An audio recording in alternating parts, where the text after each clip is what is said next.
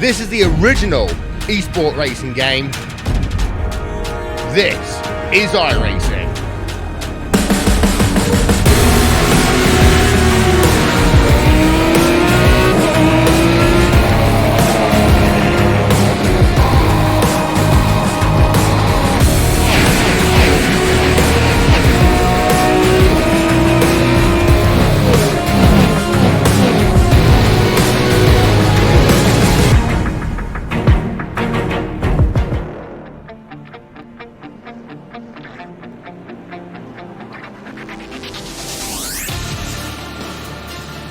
Good evening, ladies and gentlemen, and welcome to tonight's running of the second annual Snowball Showdown presented by Murder Creek Distillery.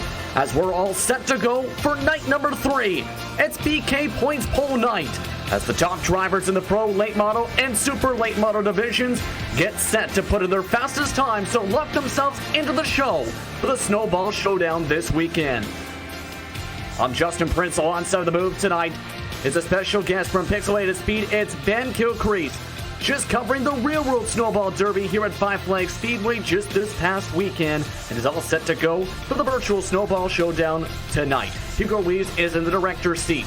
All the drivers are staging themselves down the back straightaways. We get all set to go for Pro Late Model qualifying.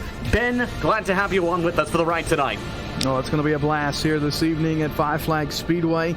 Unbelievable amount of cars, unbelievable amount of talent in this field tonight, and we're getting set to drop the green flag on qualifying and to set the field for the tobacco-free Florida 227 tomorrow evening.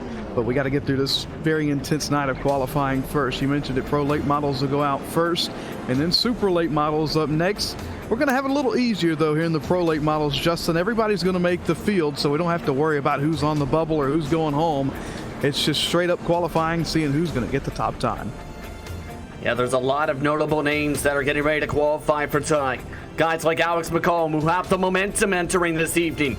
Drivers such as Zach Novak, the 2019 eNASCAR Peak Antifreeze iRacing Series champion, and many more, all set to go for qualifying as they make their way down the pit lane. Who are you keeping an eye on tonight, Ben, for qualifying? You know, I've got to go with Alex McCollum. He has got the momentum on his side, so look for a number 10 machine to be pretty quick this evening. But you really can't just throw a bunch of names into a bag, or you can throw a bunch of names into a bag and pull them out, and any one of these drivers has the opportunity to grab quick time tonight.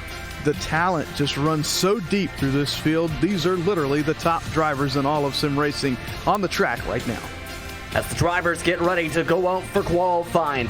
Tonight's broadcast once again presented by Murder Creek Distillery, located in Brewton, Alabama, and serving the Panhandle of Florida. Murder Creek Distillery specializes in a variety of moonshine flavors. If you're in the Panhandle, check out your local liquor store for Murder Creek products today. Check them out online for more info and see how you can get their products shipped to your door. But all the drivers are ready. Each of the Pro Late Models are locked into the show. But it'll be Nick Farino leading us out for qualifying as they're just about ready to go to zoom around this racetrack. So here we go. Race director Robert Barber heading up all the commands on the racetrack here this evening. So glad to have him a part of the second annual Snowball Showdown. He was a big part in helping the inaugural Snowball Showdown become the success that it was, and he's back with us here for 2019. The way this is going to work, we're going to send one car out at a time. They'll get the green flag, they'll get the white flag, and then the checkered, and then we'll see which of those two laps were the quickest. We'll line them up based on times, and that'll be the feature. The main event for these guys will be tomorrow night. That's 227 laps here at the Five Flag Speedway. By the way, that 27 at the end of the 200 right there, that was Jimmy Mullis's number last year when he won this race. He'll be looking to do the same tomorrow night. But just like that, and heading out onto the racetrack, first car out this evening. He is a multiple winner as a spotter for drivers up in New England in late model and modified competition out of East Hampton, Connecticut, the number 44, Nick Farino. Joey Toronto Racing is where he runs along, also sponsored by First Auto Group, Monza World Class Karting. He is looking to try and get a good time. He was one of the top drivers in the modifieds. Second lap around, a 16.6. A decent way to start qualifying. 16600. He's got one more lap. That's his white flag. They're on the white flag lap here, and off of corner number 4, Nick Fraulino. Can he improve on his time? He does not. Slows it down about a tenth and a half. Up next on the racetrack is a 5-time late model tour overall champion with a 9,000 plus iRating. He's a crew chief for the 2018 limited champion Corey Dunn at Motor Mile Speedway out of Roanoke, Virginia. Daniel Williamson on the clock. First lap of 15.892, about a tenth quicker. He's getting his white flag lap now rolled on now in the Tide Kroger and Wheel Chill machine. We'll see what Williamson can do. Coming out of turn number 4, a decent run in his Ford-powered machine. 16.2 though on the second lap. Not going to be able to pick it up there. Up next on the racetrack, Pride of Pensacola, Florida, aged 14 and trying to put in a good first lap here, a good timed lap. It's Rocky Boyd the third. From the area, in fact, here from Five Flags Speedway, and the Boyd Automotive machine coming around for the end of his first lap of the 25 machine. Had an up and down night last night of the Pro Trucks. This time in the Pro Late Models in qualifying, a 16.2 to start the session. 16.205, first lap for Rocky Boyd to the back straightaway. He goes looking to improve on his time. So far, it's been a first lap kind of night here at Five Flags Speedway. Boyd not going to do it there. And up next on the racetrack, Boyd listed these accomplishments here for this one. He is a 2019 SARA World Series champion, an 8-time race winner in SARA competition, and he has 13 SARA poles to his name. He knows how to set quick time, and he's trying to do just that now. He's on the clock. It's Dallas Pataska. And don't forget Pataska, a strong driver of the road courses as well, with teams such as Radicals Online. His first lap was a 15.930. Coming through turn number 3, trying to set a fast time along the white line, using a bit of that apron to help rotate. Pataska's second lap at the checkered, 15.969. He is currently second on the board. So Pataska puts it second. Up next on the racetrack, here comes an NHR Junior Dragster winner, and he was the Fast Line Racing League Super Late Model runner-up this year out of Kokomo, Indiana. He's on the asphalt tonight. It's Tyler Burden. He's driving the Burt Rubber Racing Machine, also sponsored by SimLab, FEG, as well as Nightmare Motorsports. Currently having a bit of a bubble that time down the backstretch. The first lap is 16.121. Can he bump it up? No, he hits the apron and nearly hits the wall as he comes across the stripe. So Burden going to scratch that second lap. Will keep the first one for the driver of the 06. Up next on a racetrack, here comes the driver who is the newly crowned champion of the DRS Pro Series 150 last night here at the Snowball Showdown. He's on the pole for the modifieds later tonight, and he's a 3-time Legend Stock winner at Bethel Motor Speedway. His first lap, a 16.010 for Alex McCollum. And he's been wicked quick, was the fastest car at the end of the Super Late Model practice session as well. We'll see what this SimulCube sponsor machine could do in the second lap of 15.956. Good enough only for third on the board. Third for McCollum. Kind of surprising there as Tyler Cox off of turn number 4 gets the green flag in the first car at night, almost spinning it out over in turn number 1. Good thing he's got one more lap for the former Legends racer, former Legends champion online, Oxford, Maine. Tyler Cox off of turn number 4, he gets the white flag. That lap in 18.870, gonna have to hope for a much better lap time. He is the teammate to Ryan Kuhn and driving the same sponsorship logos on that machine. Also sponsored by Signworks of New England. Tyler Cox, his second lap at the checker flag, a 16.251. That is currently 6th. A little bit better, but still not where he wanted it. Up next on the racetrack, here comes a driver out of Bristol, Connecticut. A big-time supporter here in Snowball Promotions events. It's the number 82 of Marcus Frutenek. Yeah, Frutenek currently having a decent run towards his white flag, 16.320, as it looks like that number 82 machine being a little bit more safer on this run. A little bit more conservative, yeah, like other, more conservative rather than other vehicles we've seen tonight. Up next on the racetrack is Fruchtenich does improve with a 16.193. Up next, here it comes, the 2018 NASCAR Compact Rookie Standings, rookie runner-up rather, of Maribor, Quebec, Canada. Our first international driver. This is Frederic Laducier.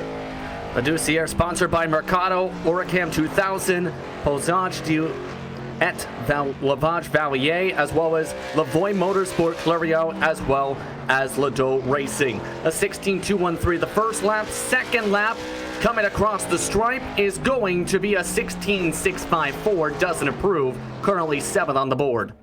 Call him Frederick L, as he has really got us both tongue-tied after that qualifying effort. Up next on the racetrack, here comes the super late model driver in the real world. He has over 300 wins in a quarter midget, bandolero, and legend competition. He's a newlywed and brother to Kyle Plott, who qualified 4th for the Snowball Derby last weekend. This is younger brother Kason Plott out of Marietta, Georgia. Remember, he had a decent run in both of the events so far, Wednesday and Thursday. White flag is up. First lap, not an official time for Kason Plott. If on the iRacing service, if you say scrape the wall or clip a grass,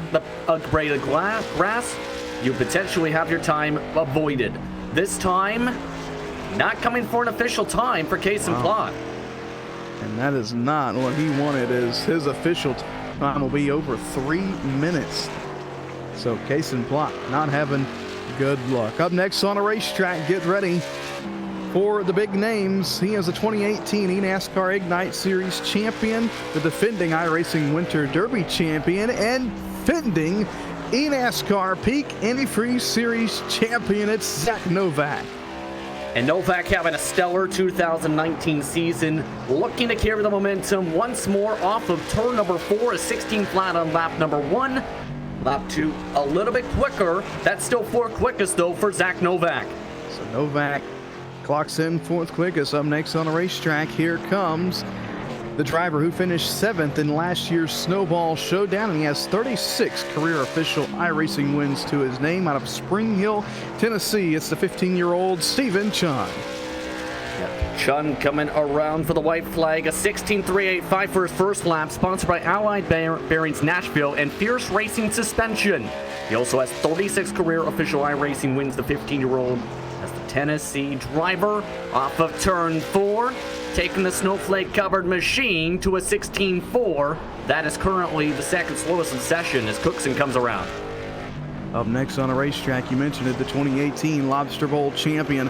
He is the defending eNASCAR Ignite Series champion, and on the real side, he has a plethora of go-kart championships to his name. Field Main is where he calls home, and at the top of the board goes Max Cookson, at least to 3rd. Not quite to the top, and he gets sideways out of 2.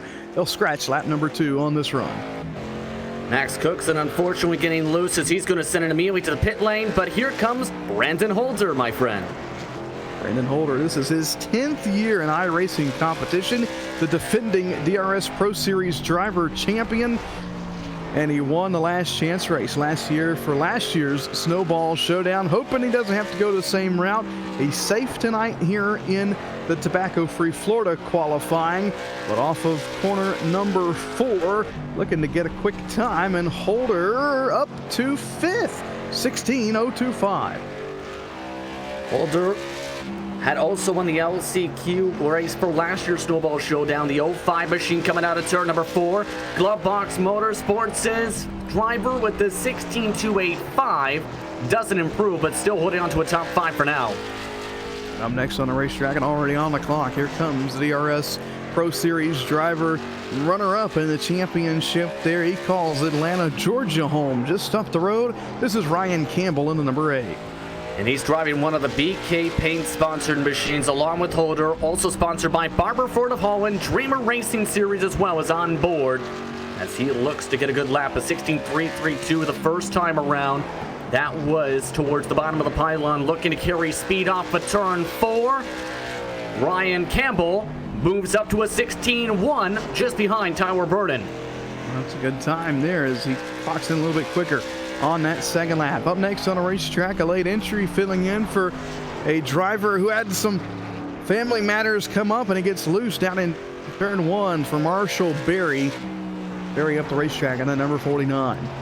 And a rough start to Barry's qualifying as the cold tires start to heat themselves up for the Q session. Still, one more time around a 17.426. As the drivers continue to make their way around the track, Barry looking to make his way up the grid. How will he recover after the bobble on lap number 1? He'll recover with a 16.158. Decent time. Good clock in for Marshall Berry. Up next and off corner number 4, he'll tag the clock at the flag stand. Looking to make his second start in both of the late model events here in Snowball Showdown weekend. Driver of that number 15 out of Holland, Michigan, is Dustin Slider. Slider making his way around the racetrack for the white flag lap, 16.286. He is also now one of the drivers in a part of Black Box Motorsports, rather. As he makes his way through turn 3 and 4, this is second start in both the late model events. Dustin Slider puts in a 16.233. Slider, that'll be good enough. For the back around middle part of the field, at least for now, as Logan Lawrence hits the racetrack, the driver out of Orange City, Florida. So just down the road, the 20-year-old's on the clock down the back straightaway. Sponsored by HMS Hydro, as the Florida driver looking to take his checker flag, a Christmas-themed machine, a 16.624, comes across as his time, as he'll just be behind our next qualifier.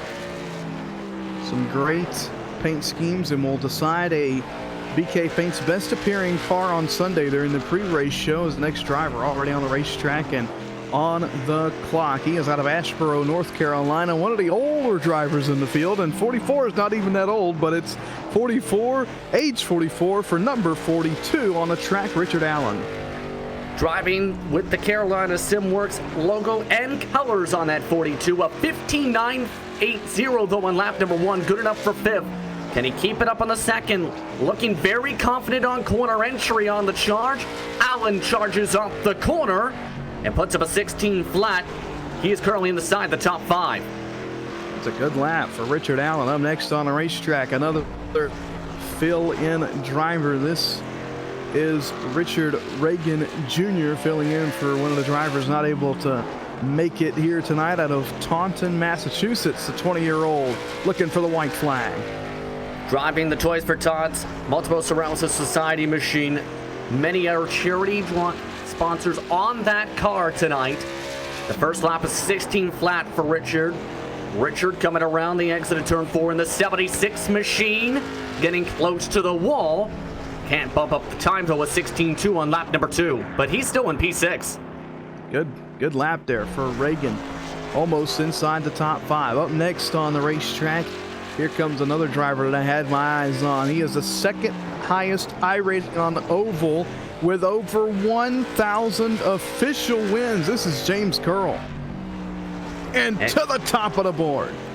A blistering time for James Curl, a 12-time SK Mod champion, a 6-time late model champ, a 3-time Tour Mod champ, and a 1-time SLM champion on the service. His second lap is a 15.953, but again, he's up at the top of the board by 4 1/1000ths of a second. What a lap by James Curl. He was one I had my eye on. Up next on the racetrack, here comes a driver out of Lansing, Michigan. This is Sean Jolly, the 36-year-old, bringing Jolly to the Snowball Showdown. Very, very jolly is what he's hoping to be in terms of mood tonight. The Lansing, Michigan driver, age 36, coming around for the checkered, bobbles it off and snaps it. His last time was a 16.351 towards the bottom of the pylon as he noses it.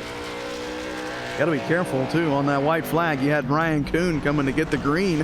Hopefully that doesn't affect the driver of the number 72, who has already had some success here this weekend. He has won the iSupport STR 100 back on Wednesday night. He set the pole for the real-life Oxford 250, and he clocks in with a 16.032 first lap. That's good enough for 9th.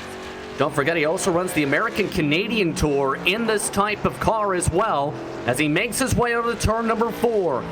The Everett's Auto Parts machine slams the wall, and what was looking like a great time goes to a disallowed time and a demolished race car. So Kuhn going to have to start from, at best, in, or just almost right there on that outside of the top 10 mark. Up next on the racetrack, here comes the driver of the 07 out of Seekonk, Massachusetts. He is a two-time Bandolero champion on the real side. This is Gio Ruggiero. Yeah, the Lukey photography in the first Ford sponsor machine. Having a decent weekend so far. Has made his way from the mid-pack in both the events so far towards the top 10, even towards the top 5 of the 07. This time is 16.312 his second lap. His first lap is 16.224, just in front of Slider. Good enough for 17th as next driver on the racetrack. Boy, this gentleman right here has a lot of history behind his name. He calls Pensacola home, but now resides in Derby, Kansas. He used to be a Florida late model driver that raced alongside Jody Ridley, Harry Gant, Bobby Donner, Joe Nemechek, and many others back in the NASCAR Slim Jim All-Pro Series. His first lap puts him on the board 20th, 16.303 for Jerry Glenn in that number 98. Learn something every day when it comes to Jerry Glenn, one of the older drivers of the service, but a 16.490. His second lap still keeps him in P number 20. Up next on the racetrack, 2018 Season 4 NASCAR iRacing Tour Modified Series Division 10 champion, and also a National Series championship to his name as well. Looking to turn his luck around this year in the Snowball Showdown. Didn't have the best one last year. It's Jaden Dahlberg on the clock, and not the best lap he was looking for. Talking to him earlier, he said he was focused more on that modified setup and the super late model setup, which is coming up just a little bit later. Coming around for a second lap, meanwhile, with that 36 machine across the stripe, and does improve, in fact, to 16.514, but that is 23rd on the board. 23rd, and up next on the racetrack, a big heavy hitter. He is the defending champion of this race, the Tobacco-Free Florida 227, the defending SimFest champion in the Pro and Super Late Model titles, and Jimmy Mullis goes 6th on his first lap there in the number 40. Also finished 5th in the eNASCAR Pekin Freeze iRacing Series this past season as the JDR Graphics machine, looking to set a great lap time around the second time of 15.967, keeps him in P6 just behind Alex McComb and in front of Richard Allen. So a good run there for Mullis. Couple more qualifiers on the racetrack. Here comes the driver out of Queen Creek, Arizona. I'll only get one lap tonight. This is Matt Webb in the number 32. The Best Rate Insurance Group Arizona machine getting that white flag now as he looks to bring it around in that 32 machine. And one of a few drivers who have just one lap of attempts, just a couple drivers left up on the board. Again, James Curl currently in the tentative pool. Matt Webb comes for a 17.821. That is the slowest recorded time of the moment up on the board. Not going to like that one as Webb had to pull it pit side. Here comes Anthony Bude out on the racetrack. He has 12 official wins at Five Flag Speedway, Fenton, Michigan, where he calls home. In the number 24, here comes Butte for his first and only time of the night. The A&L Preservation Services machine, a 16.639. He's now into 27th. 27th is where he clocks in. Up next on the racetrack, he is a former Legends champion, runner-up in the Thompson Speedway Late Model Championship this year. Derek Luchacki clocks in with a 16.338. That's good enough for 22nd. Decent time from him, but Aaron Playmons will be the last driver to record a time in the qualifying session, as Aaron Playmons is not going to be able to make it onto the racetrack, it appears. So James Curl setting the fastest time for qualifying to set everyone up for the Tobacco-Free Florida 227 this upcoming weekend. Let's take a look at that unofficial qualifying board here, Ben, as Daniel Williamson finished second, Pataska, Cookson, McCollum inside the top 5, Mullen and Allen finished 6th and 7th, Richard Reagan Jr. in 8th. Brandon Holder, Ryan Kuhn round out your top 10, Ben. And you have the NASCAR Peak Antifreeze Series champion Zach Novak. He'll lead or come to the green 11th tomorrow night. Tyler Burden, Marshall Berry, Ryan Campbell, Marcus Frutenick. That's the top 15. Rocky Boyd, Frederick Laduciere, Gio Ruggiero, Dustin Slider, and Tyler Cox. That's the top 20. Jerry Glenn's qualifying in 21st. Derek Lenhacke in 22nd. Sean Jolly in 23rd. Stephen Chun in 24th with Jaden Dahlberg in the 25th spot. Nick Foligno qualified 26th with Logan Lawrence, Anthony Butte, along with Matt Webb. Rounding out the drivers, remember Kason Plott also hit the outside wall on both of his laps, both times disallowed. He qualified in 30th as a result. That's a look at your unofficial qualifying results for this upcoming weekend's Tobacco-Free Florida 227. Once again, a great event where you don't truly know how deadly tobacco can be for you, your friends, and your family until you visit tobaccofreeflorida.com. There you can find all the deadly facts and see how much money you can save each month if you put the pack of cigarettes down. Give them a call at 877-YOU-CAN now. Lots of action to go here, but our pole sitter for the Pro Late Models is standing by. It is James Curl. He's now going to join us here in the broadcast booth as he looks to make his way to the green flag starting the Tobacco-Free Florida 227 this weekend. James, congratulations on the pole. How are you feeling being able to start the field from row number 1 inside on this weekend? Yeah, getting the pole and being able to control the race is something that's going to be really big, I think. Track's really hard to pass at, so just having track position is going to be really big. Done a lot of testing this week, and we feel really good. And glad to have my teammate on the front row with me. We worked really hard on the setups, so we'll see what we can do. That's good to hear in terms of the setup. How confident are you about that? Is it a long run or a short run set? Because that's some of the main things people have discussed with this new tire model on the iRacing service for this weekend. Yeah, well, we've done some pretty long runs, I'd say, and he doesn't fall off any, so hopefully better than everybody else. That's all we can ask for. Indeed. What's your strategy for you and your teammate Daniel Williamson this weekend? I don't think we can let that out. It may tip off the other guys. It's at least a question you have to try and ask. But is there anyone you want to thank for being on the pole for tonight? Just specifically Daniel Williamson. You know, he works a lot on these cars since I can't very much with school and work nowadays, and you know, this is his cue set. He threw it in, made some adjustments, and put it on the pole. So just have to thank him and the rest of the guys that work on this team. Congratulations once again on the pole tonight, James. A heck of a run. Thank you. That was James Curl starting on the pole for the Tobacco-Free Florida 227. Ben, your thoughts on that qualifying session? Well, it was intense like we knew it was going to be. Not as intense, I think, as the Super Late Models are going to be next with that top 28 cutoff. But man, what a great group of fast drivers we have here tonight. I'm looking forward to the race tomorrow. We're going to see some close, tight racing. These times are tight here tonight, and we're in store for a dandy come tomorrow night in the Tobacco-Free Florida 227. Yeah, you have some fast drivers that are going to be starting in the mid-pack like Zach Novak and many others. It's going to be an interesting one. But we're going to take a break. When we come back, we'll have the start of your Super Late Model qualifying here on BK Paint's Pole Night. You're watching LSR TV and the iRacing Esports Network, live from the virtual Five Flag Speedway. Jason Hamilton. I'm Director of Racing Operations and Event Management for NASCAR. I'm also the Series Director for the eNASCAR Peak Antifreeze Series on iRacing and the eNASCAR Ignite Series on iRacing. We're here at Myrtle Beach Speedway for a test session for Zach and Max, the two champions from the eNASCAR Peak Series and the eNASCAR Ignite Series.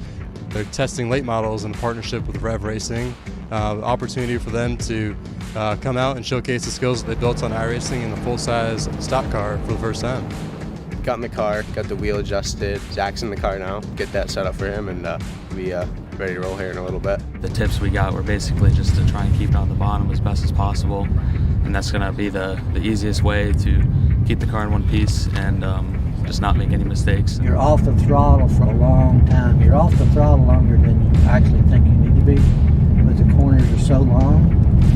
If you try to pick the throttle up too fast, it's just going to either jerk the car loose or make it tight and then jerk loose. Any other questions?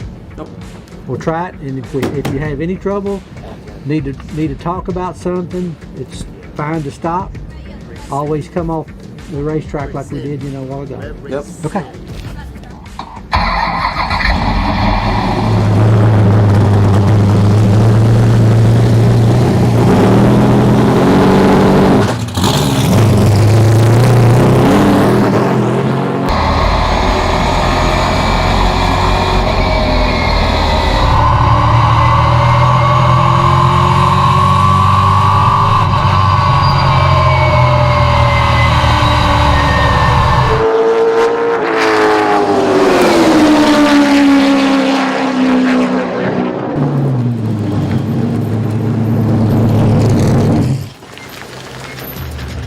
Oh, that was crazy. I wanted to open it up a little bit more, but it was all about just keeping the car in one piece, being safe. I have no complaints on that. So just now that you're out, you can relax and think about what you did, and then we'll apply to the next round. Okay. Yeah, you did very well. Yeah. Thank you. You make me nervous, but you didn't. You didn't make me nervous this time. Yeah. So that was good. You good with the height now? All right. What about your gears? You know where they're at? First, second, third, fourth? Okay.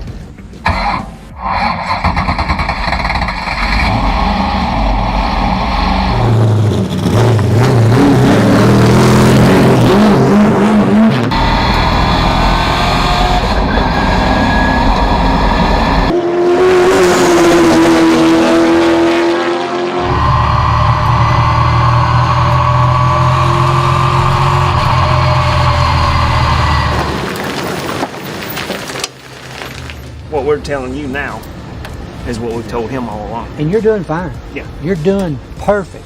We're just trying to help those little places to gain more. My name is Mark Green. I work for Rev Racing. I am the driver development coach for the team. They both got up to speed fairly good. The biggest thing, especially here at Myrtle Beach Speedway, it's the line that you run. This place it's old pavement, it's wore out, it doesn't have a lot of grip. So there's a different way of racing this racetrack line-wise and driving-wise. So we had to work on those aspects of it with them. But they took to it very well, and they learned most of it. They still don't have it obviously down pat. After 6 hours, nobody would. Both young men did very, very well. We were very happy with our test today. No mishaps, and I think everybody had fun, and we had a good day. So both Max and Zach did a great job. It was very impressive to see how quickly they got up to speed today. They took the coaching very well. We implemented a similar format to what we do with the Driver Diversity Combine, where we bring a large group of drivers in and evaluate them. We gave them a couple sessions in the morning to get up to speed. Both of them took those sessions, learned from the coaching that we had today with Rev Racing's Mark Green, and both of them built. And as we went on throughout the day, every time they went out, they got faster and faster, and we're actually turning some pretty competitive laps by the end of the day. I think it just reaffirms our belief that iRacing in the future can continue to be a grassroots form of racing where we're reaching a new audience, reaching a broader audience of talented drivers that may not have access to a traditional racetrack to begin their racing careers, but they can start them on iRacing and then from there propel themselves to the next levels and higher levels of racing. And just like drivers similar to William Byron, we'll continue to see drivers like that get their start on iRacing, make their way up the NASCAR ranks, and hopefully one day be racing in the Cup Series.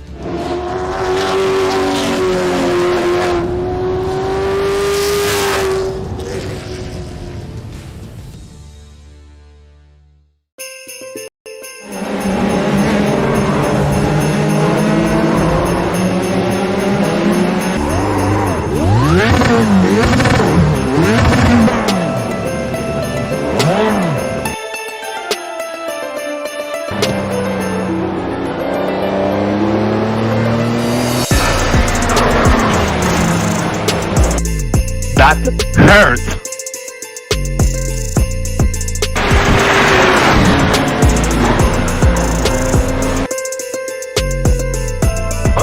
I love smoking.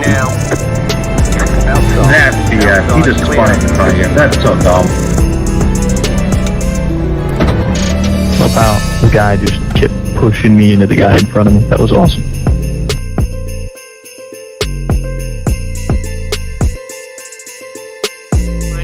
Look at the pros, all the Excite cars, all with each other. They've already had one of their teammates going off, as that's Liam Stokestone off track going into Bourbon. He's getting lost into the woods. To Grandma's house he goes. Okay, that was fast. Yep, Yeah, just understeer. Try to get back. Very uncontrollable, and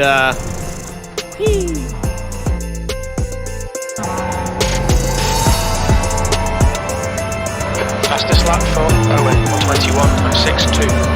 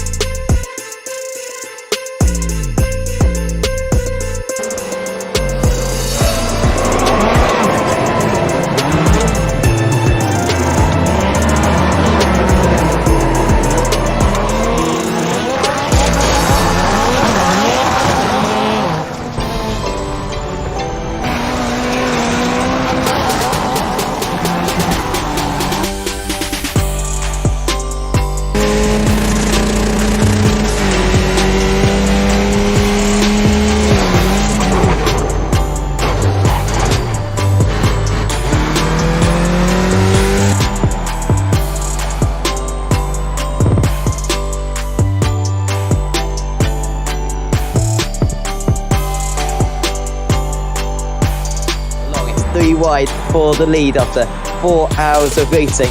It's the approach to the line now.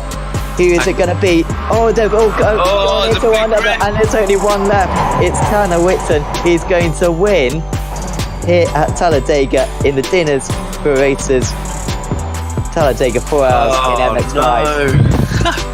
No. Tanner Whitton takes it. The only one left in the end. He just about avoided the crash. And congratulations to him. Schmeiding in second place.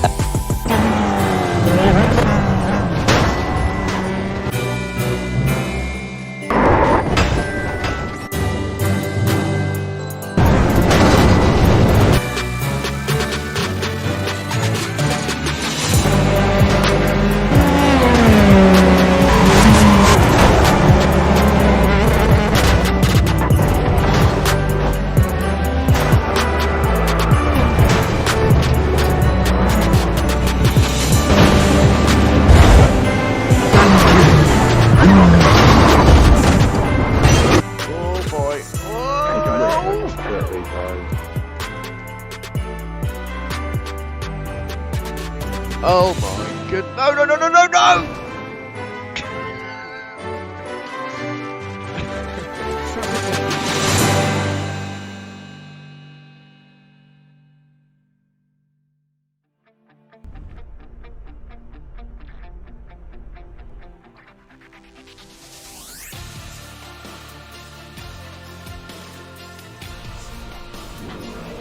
Welcome back, everyone, to the second annual Snowball Showdown presented by Murder Creek Distillery, live from the virtual Five Flags Speedway on LSR TV and the iRacing Esports Network.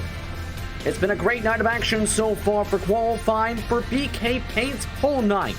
If you're in the market for a sleek new skin on your iRacing ride, look no further. The professionalism and crisp graphics that BK Paints offer is enough to make you want to use their service for your next paint. Check out their album after album of work by searching BK Paints on Facebook tonight. These drivers all set to go for super late model qualifying as they set the field now for the Snowball Showdown presented by Murder Creek Distillery this upcoming Sunday. Ben, first, let's talk about the format once again for qualifying as these drivers get ready for staging. Well, here we go. Qualifying at Five Flags Speedway tonight. The top 28 drivers, they're safe. They have nothing to worry about. they make it into Sunday's show. But everybody else behind, from 29 all the way through 47, they've got some work to do tomorrow afternoon in the last chance race. That's a 75-lap race, and then we only take 4 of those drivers to the Sunday show. We have 2 provisionals, one for last year's champion. He is not in attendance this year, so that provisional goes out the window. We have 1 promoter's provisional if we deem to use it. Man, 28 cars make it tonight, Justin, and I don't know about you, but I've got chills. I've got chills as we're getting ready to set the field for the Snowball Showdown. There are 47 drivers set to go, and it's a stacked field. A mix of real-world drivers, whether it's in late models or whether it's in different levels of NASCAR. You've got real-world Snowball Derby competitors from just this past weekend, all set to take the track. And don't forget about the iRacing experience. You've got some of the top setup builders making their way onto the racetrack, as well as some of the top drivers overall on the entire service. Who are some of the drivers we should keep an eye on for tonight's super late model qualifying? Oh man, you're gonna ask me to narrow it down to just a couple. I think 20 of these drivers have a chance to grab the pole tonight, and we're only going to take 28 to the feature. So that goes to show you how stacked this field is. It's going to be one heck of a show. I've got to keep an eye on Colin Allman, 67. He's coming into tonight. He holds the track record. It's a 16:05.1. That's going to be wiped off the face of the planet. That was with fixed setups last year. But Colin Allman, he was testing in practice earlier this evening. He's got a good qualifying setup in that 67 machine. Keep Alex McCollum on your watch list as well. But the list goes on and on. RS Center has showed some speed this weekend. Carson Hocevar, NASCAR Truck Series driver, and the list goes on and on. I mean, it's hard to pick one driver. Absolutely, and you mentioned the difference in pace compared to last year. This is how quick some of the drivers were in the late afternoon in practice just a couple hours ago. Alex McCollum set the fastest time with a 15.026 in front of Colin Allman, along with RS Center, Justin Lisenby, and Raja Karuf, the 2020 NASCAR Drive for Diversity member, all set to go for qualifying. Those were the top 5 in final practice. But here's the thing, it is so important for these drivers to not make a mistake in qualifying. We've seen a few of that for the pro late models. Can't afford that and go to the LCQ as a result tonight. Absolutely not. This is the biggest race of these drivers' careers for a good portion of the drivers in the field tonight. This is it. This is by far, this is their Snowball Derby. So, these guys are going to be tooth and nail trying to get into the show. We're not going to have a race to see who's going to get the fast lap. Well, we are. But the big storyline is going to come around that 28 mark. Who makes it into the show? Who has to race their way in tomorrow evening? Indeed, there's still a few more drivers that have to be staged, at least half the field. I'd like to remind you that tonight, this broadcast presented by Murder Creek Distillery, located in Brewton, Alabama, and serving the Panhandle of Florida. Murder Creek Distillery specializes in a variety of moonshine flavors. If you're in the Panhandle, check out your local store for Murder Creek products today. You can also check them out online for more info and see how you can get their products shipped to your door. But remember, this is all to set up for Sunday's official main event for the Snowball Showdown. It'll be 356 laps these drivers will have to take on. And again, that 56 there at the end, Justin, that comes from our champion last year, Brandon Wilkinson. Not in attendance this year. He had some things he had to do. Would love to be here. Hopefully he's tuned in watching. Brandon, we do miss you. But that being said, not only do you win the event, you win the money, you win the prestige, but you are a part of history. You're a part of next year's event as well, as the car number running on your door gets added on to 300. So, it could be anywhere from 301 to 339, just picking out a couple numbers in the mix there. It's all up in the air, and we're really excited to see whose number going to be tagged on Sunday. But first, we have to get through this very intense night of qualifying. Indeed, the last of the drivers getting staged. Before they get onto the racetrack, what, in your opinion, is the best way for these machines to set the fastest time? Because we've seen some quick times for the pro late models. Your thoughts on what these super late models have to do the same thing now? It's just going to have to be a picture-perfect lap. You're going to have to run the lap of your career, not to get fast time, but just to make it into the show. You're going to have to run the best lap you've run all weekend long. These guys have been testing during the daytime. This is the first nighttime event for the super late models here officially during Snowball Showdown weekend. So some of these guys, albeit they can test on their own time, but some of these guys using the official practice sessions provided, they haven't seen the nighttime yet. So these guys, you know, some it's up in the air, some already have a good setup and are pretty confident, and others, you know, they're just going to be clawing to make the show. And keep in mind, top 28. I keep hitting that 28 mark because that bubble is going to be real fun to watch. Last of the cars just about set to be staged here, as one more car just has to make their way to the grid. Then we'll be all set to go. Once again, to remind you, 40, make it 8 drivers now are on the racetrack and all set to go for the qualifying session. 2 laps will be given for these drivers. 1 lap to heat up the tires at full song, then they'll get the green flag. White flag the next time by, then they'll get the checker flag to set the fastest time in qualifying they can. Again, the top 28 are locked into the show. The rest will go to the LCQ and will have to try and advance through that way. That LCQ taking place tomorrow night at 6:30 p.m. Eastern Time, where you'll have just 75 laps for the super late models, and a lot of these drivers might not want to do that. Absolutely not. And that last chance race is going to be, you know, some of the top drivers on the sim that don't make it, that are going to be clawing to make it in, racing their way in. So it's going to be a fun night. We're just moments away from putting these cars on a racetrack as you see them all rolling down pit road. If you are out there and want to give a shout out to Robert Barber, our race director tonight, he's doing a great job getting all these cars lined up, giving the green, the white, the checkered, and rolling each individual car. He's got his work cut out for him here. 48 strong, getting set to take time. It's the 2nd annual Snowball Showdown BK Pole Nights here, BK Paints Pole Night here at Five Flags Speedway. We're so thankful that you've tuned in with us right here on the iRacing Esports Network, LSR TV, and live on our Facebook page of Snowball Showdown, as we are just moments away from dropping the green flag and setting the top 28 for the Snowball Showdown.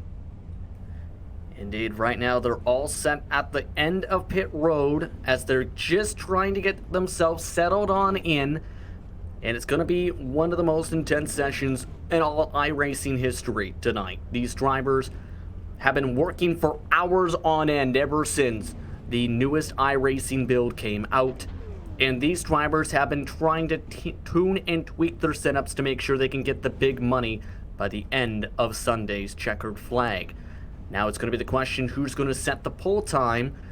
As right now, the last of the cars have made their way down the pit lane, as they're about to get the command to get back onto the racetrack. The first of those drivers, rather.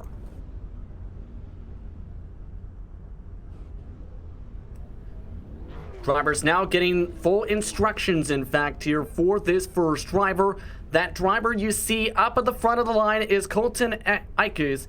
Right now, he is also, sponsored by Colton86 on Instagram and Synergy Racing, and he's your first driver out, Ben. And here he comes to the racetrack. Mike Budzing was scheduled to be first, but he had some internet connection issues. That'll scoot him to the back of the lineup. Scoot Colton Ikes up first on the racetrack. He's got a cool racetrack in front of him. The best opportunity here to grab the pole. He is on the clock, and Snowball Showdown qualifying underway. Looking to set a time, the Illinois native, 18 years old, as he makes his way down the back stretch. Decent amount of speed. He looked decent in practice as well. Had a bit of a bobble maybe in turn 4, a bit slower off. Starts off with a 15.509. That puts him currently, of course, as the first qualifier, tentatively up on top of the pylon. Currently, Ikes, though, trying to improve on that on lap number 2 as he builds up the speed. Seems to be more stronger in the exit of turn 2, the exit of 4. A bit away from the wall this time with a 15.604 for lap number 2. Wow, so 15.5, time to beat. And by the way, that's a new track record. We knew that would get shattered pretty quick. Up next on the racetrack, Pensacola native, 14 years old for the driver of number 16. This is Rocky Boyd III as he's on the clock down the back.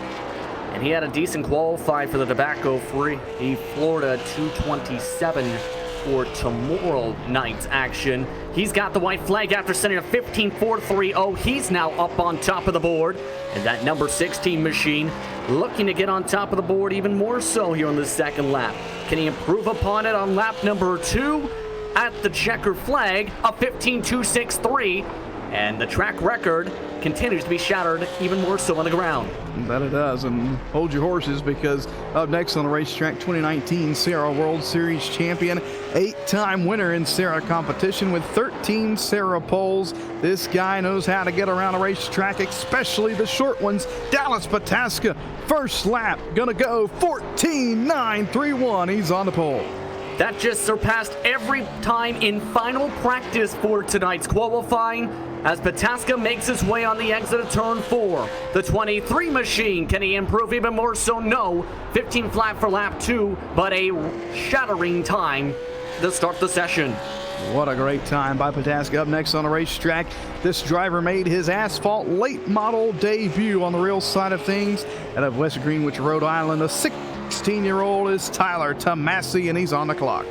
Sponsored by Tomasi Law Associates LLC. His first lap of the white flag of 15.303 puts him to third for the time being, as this 11 machine looking pretty sporty with that tannish yellow color and that very light purple stripe towards the white part of the race car. 15.517 with the bobble off 4 is his second lap. Man, up next on the racetrack, filling in for Tyler Burden, here comes Richard Reagan Jr. And I tell you what, that's a sharp-looking machine there.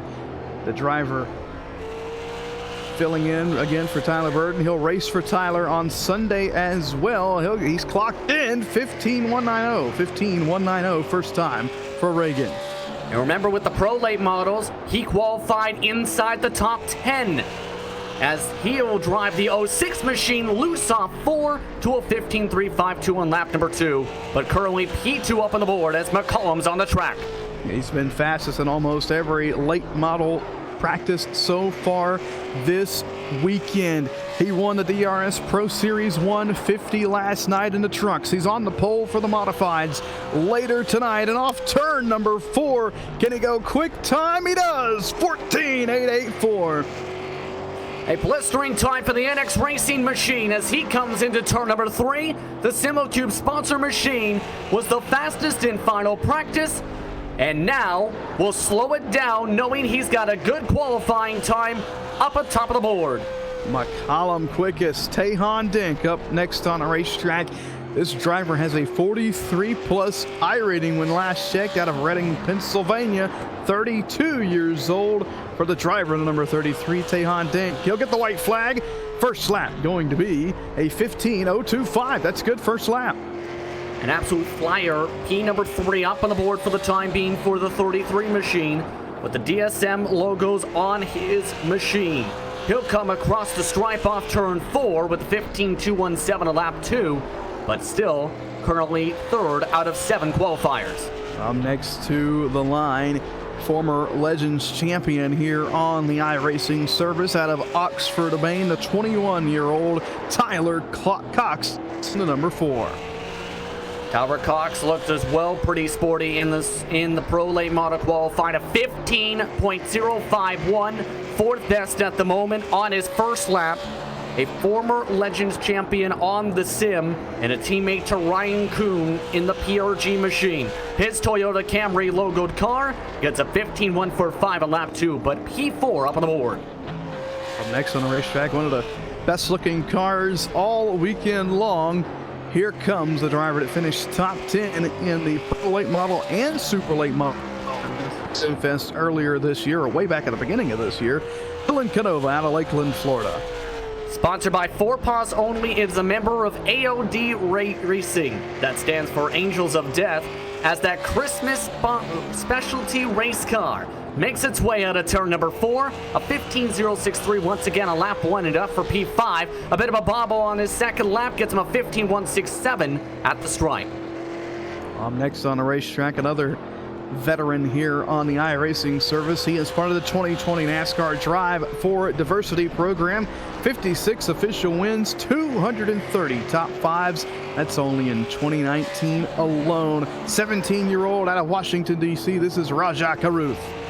He's one of the favorites for tonight, as the Corey Hart Sim Racing machine gets a 15 flat of 15.071. Good enough for P number 6 at the moment in the 13 machine. Currently affiliated with Rev Racing as well, with some of the testing as well for them. That 13 machine coming out of turn number 4, a 15.108 on lap 2, but good enough for the middle of the pack at the moment. So, as in Pro Late Model, looks like the first lap going to be the quickest as we get set to head to the next driver on the racetrack. 2018 NASCAR Compact Rookie Runner-Up out of Maribor, Quebec, Canada. This is Frederic Ladoucière. Ladoucière looked pretty sporty in the pros. A 15.140, seventh best at the moment on the first lap, as he'll try and do whatever he can on the second. Looks a bit tight though on lap number 2. Had to better the throttle off of turn 2. Just the same thing off turn 4. And it's going to slow down a lot. 15.718, about a half a second or more.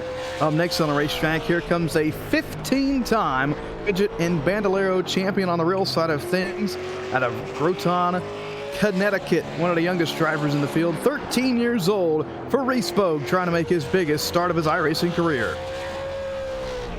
Taking the white flag this time, a 15.5, currently the slowest qualifying time of the drivers so far. For the Bogue Motorsports and Tip and Rock Pet Lodge machine, trying to improve the time in the 24 car. A 15-time quarter midget and bandolero champion gets a bobble off turn 4, a 15.9 on lap number 2, Ben. I don't think that's going to be enough to cut it. Up next on a racetrack, he drives a super late model on the real side of things, has over 300 wins in a quarter midget, bandolero, and legend competition.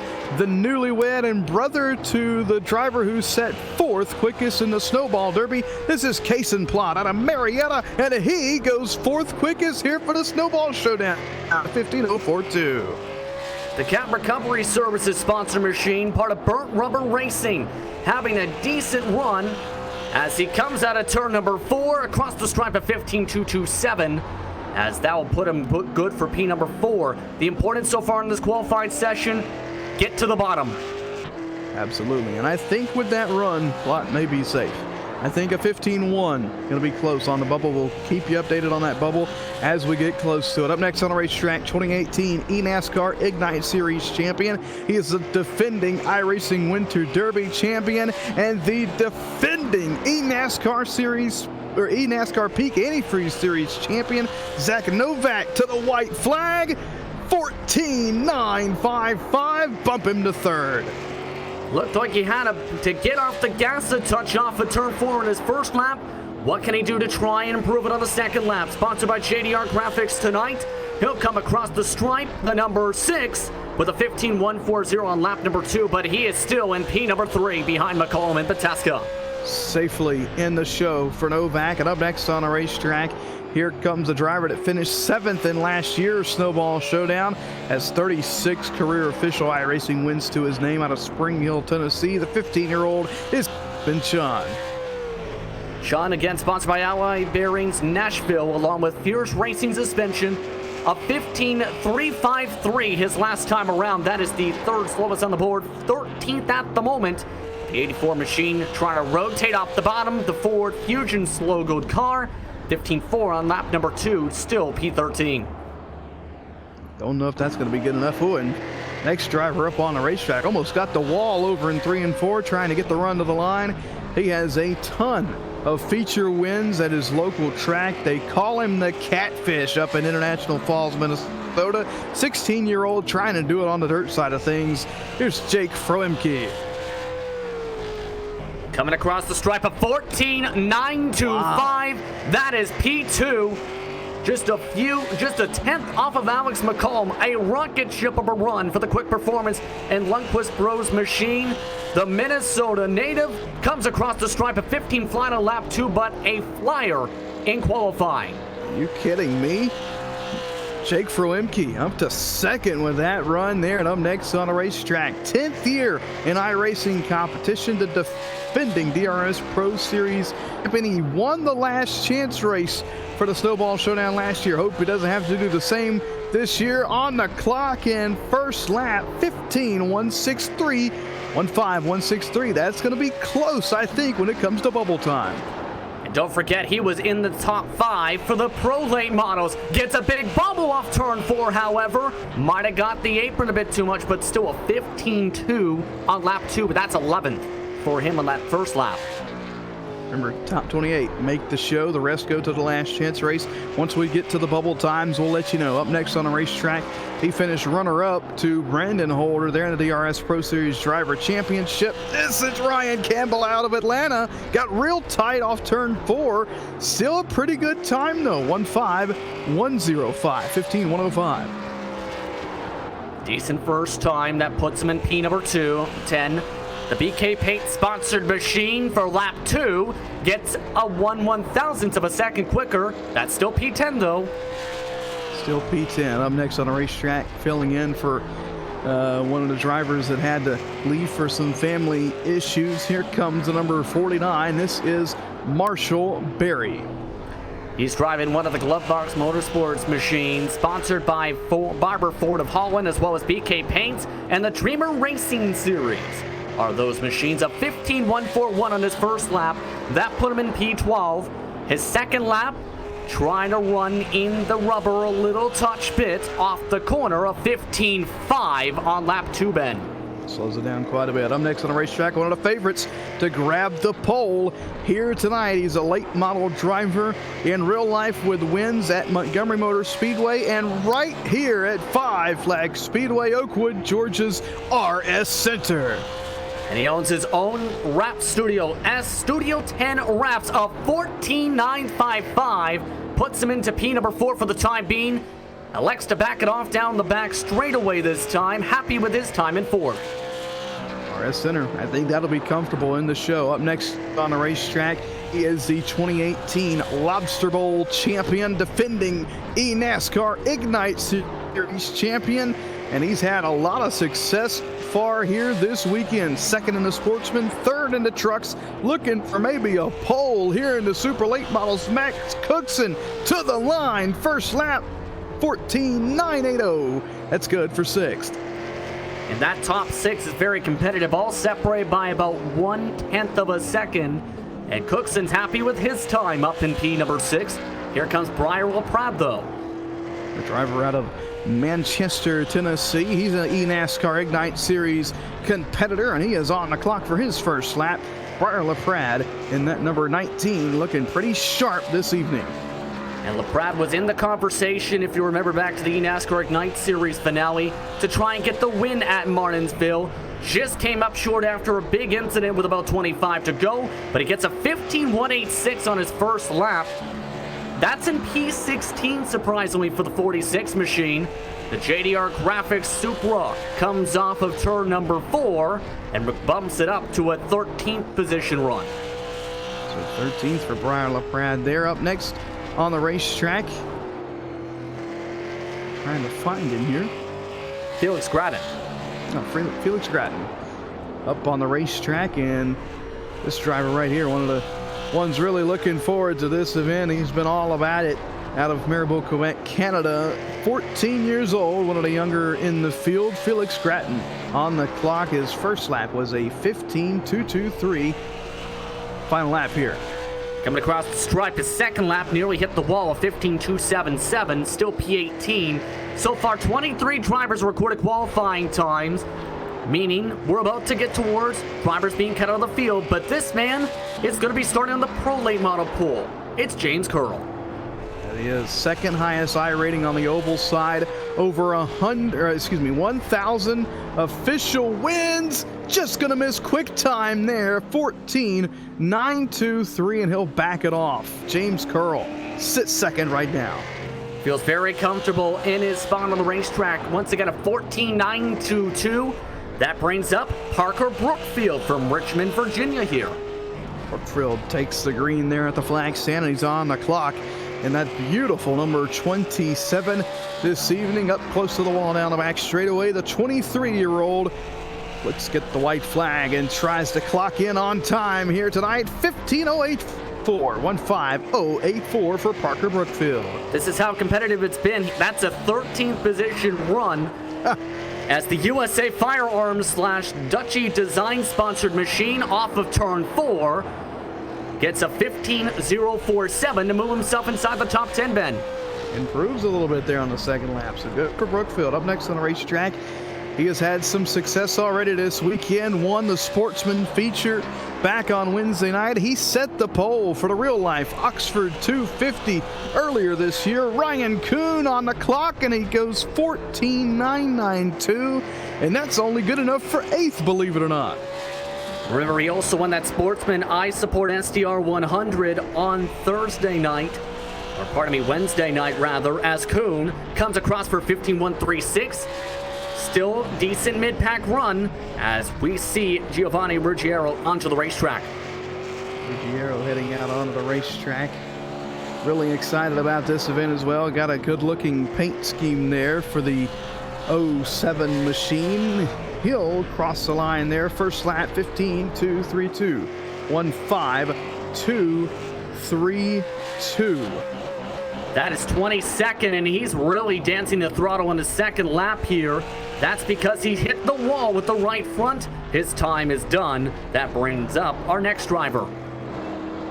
Getting close to putting the driver on the bubble. One driver will go to the bubble after Chris Canfield's qualifying effort up on the racetrack. Here he comes out of Derry, New Hampshire, the 16-year-old Chris Canfield, looking to put it in the show here for the Snowball Showdown. They're one of the Splash and Go graphics sponsored machines, also sponsored by Patriot Media Marketing. A 15.029 though puts him up to 10th spot on the board for the time being, as the 03 machine looks to complete his qualifying run with some momentum. Gets a 15.139 on lap number 2. So just so you know, Reese Bogue now on the bubble as we start to send cars to the last chance race. On the clock up next, here comes the driver of that beautiful chrome number 48, is Dalton Baldwin. 2011 Desano Speedway Modified Champion, top 10 in the 2013 NASCAR UNOH Battle at the Beach in Daytona as well. He's also won a Coke 600 on the iRacing and in the NASCAR iRacing series, as well as 2 Indy 500s. 15.139 his second lap, his first lap of 15.042. He's in 11th. Bumps Reese Bogue to the last chance race, and we'll keep you updated on those as we go. Up next on the racetrack, he's already on the clock driving that Jody Ridley throwback. He used to race against Jody Ridley. That's Jerry Glenn, and he puts down a good first lap. 15026, 15026 for the former NASCAR Slim Jim All-Pro Series driver. That is a very, very good time. That might be a safe one as he blows his engine coming to the stripe of the 15.275.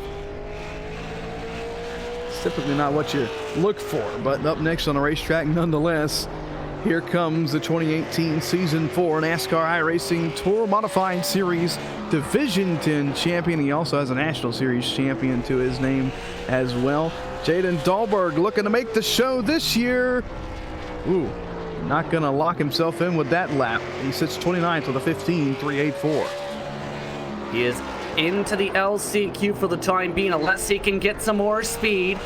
This time by puts up a 15.326. That moves him right to 28th in front of Stephen Chun. Right on the bubble goes Jaden Dahlberg, but don't get too comfortable there. Up next on the racetrack, a NASCAR Truck Series driver with 2 ARCA poles. He is a former Berlin Raceway track champion, and he almost made the show for the Snowball Derby last weekend. Carson Hocevar. 14.993 puts him to P9 on qualifying lap number 1. He's looking pretty sporty once again. Hocevar, a part of the Siltman Crowder organization, as he comes off turn number 4, just misses scraping the wall with a 15 flat, but a P number 9 run for Carson Hocevar. He almost picked it up on the second lap there had he not made the mistake there. Up next on the racetrack, though, here comes another favorite to maybe grab the pole here this evening. Ryan Blanchard into number 9. Again, one of the Black Box Motorsports machines. Another one sponsored by Barber Ford of Holland, as he looks to try and get a good time. He was one of the fastest in the modified practice, but gets loose on this lap. He set a 14.960 though on his first lap. That is P number 7. That's good enough to get him into the show. Up next on the racetrack, here comes James Milbacher. He is qualifying for Devin Morgan this evening, trying to get Morgan into the show. Now here's how this will work. If Bucker is able to qualify in, Morgan will have to start last, but he'll do so in the Snowball Showdown. First lap, 15.150. He's in, at least for now, but he's going to lose it there off of turn 2, and that'll be it. So he's going to hope that time sticks. Yeah, that was a surprising one. One of the better drivers you can actually find on the iRacing service for a fill-in. Jacob Harberts now gets the green flag. Former Pro Series driver here on the iRacing service and a 2-time Langley Speedway track champion on the real side out of Newport News, Virginia, Jacob Harberts. Coming across the line of 14.908. Oh, wow. My goodness, that is second up on the board as the Virginia native, sponsored by LeDuc Matthews Racing and Hazy Signs and Designs, putting up a blistering time in the 80 machine. Nearly got even faster with the bit of a bobble off for a 14.999 on the second lap. That's a good lap for Jacob Harberts. Up next on the racetrack, here comes a Sarah Contender Series feature winner, and he has over 200 official iRacing wins to his name, Dylan Bates. Getting the white flag this time, a 14.940, a 6th place run in qualifying. As he gets to a max speed of 132 miles an hour down the backstretch, the Deep T2 chassis machine gets the checkered 15.2 on the second lap, but he's in the show in 6th position. 36 drivers have qualified so far. Oh boy, it is getting down to crunch time. We'll update you on the bubble position as soon as we can, but up next on the racetrack, the defending pole sitter for the Snowball Showdown, off of turn 4. Oh, he's gonna spin! Colin Ullman. Oh, he still gets a 14.996 though. That may be good enough for the show. My goodness, he might have got the pole if he could have got that car to stick. Instead, he is looking very loose right now, coming across the stripe with a 15.8 after the save. But my goodness, a heck of a run. That bumps Richard Reagan Jr. out of the bubble spot, puts Holder into the bubble. Brandon Holder on the bubble. Up next on the racetrack, here comes the 2018 Sim 500 Esports Racing League Cup champion out of Quatnell, BC. He slides up the racetrack, 15.4 for Mitch Rollo. 15.4, that is P36. Not going to get the job done there. The Sim 500 Esports Racing League Cup champion also won in the mini stocks at Thunder Mountain Speedway this year. This time at 15.287. That is not good enough, though, to get in the show. He's 33rd. Wow. Some shockers here in qualifying. Up next on the racetrack, he is the defending tobacco-free Florida 227 champion, defending SimFest champion in the Pro and Super Late models, and he finished 5th in the NASCAR Peak Antifreeze Series this year.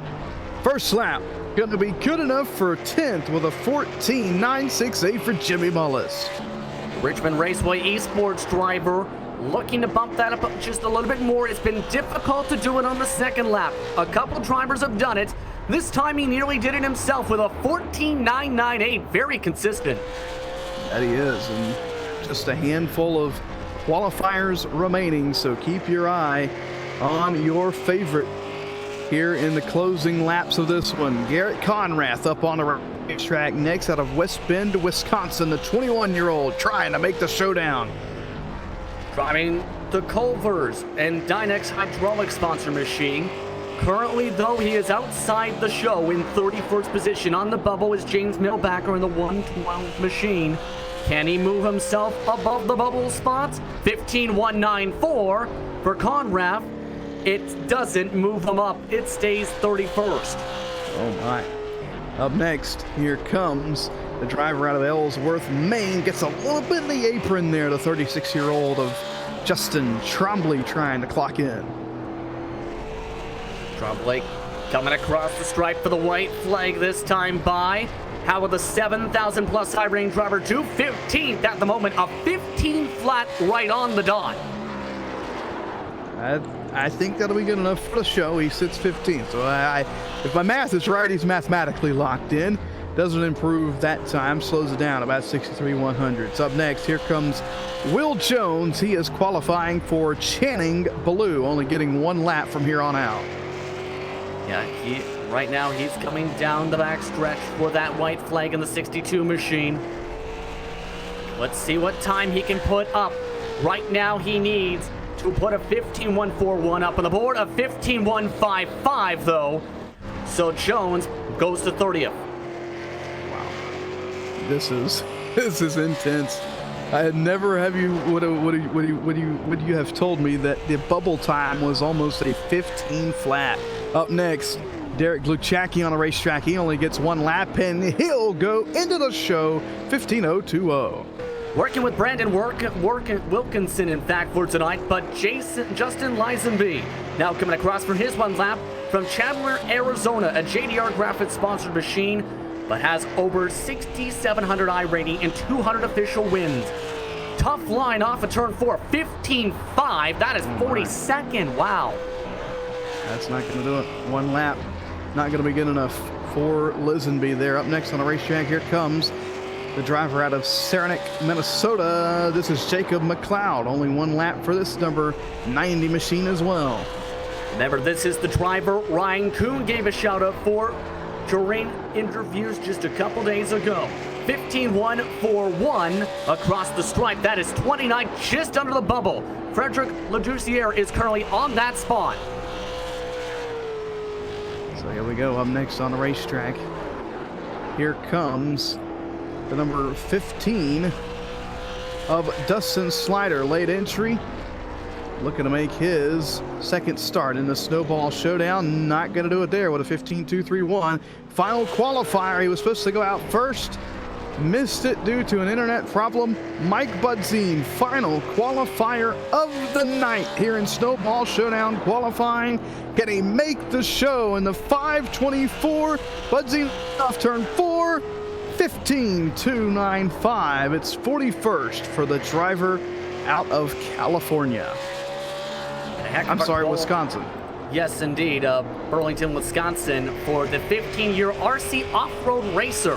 Actually won a championship in that, but the checkered flag is on the track for qualifying. 47 drivers put up times, but the man on top of the pylon unofficially is Alex McCollum.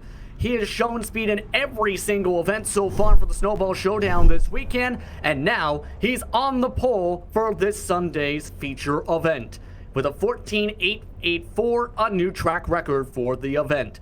Jacob Harberts qualified second. James Curl and Jake Fromke rounds out the top 4 with Dallas Pataska in the 5th spot. Dylan Bates qualified in 6th with RS Center in 7th.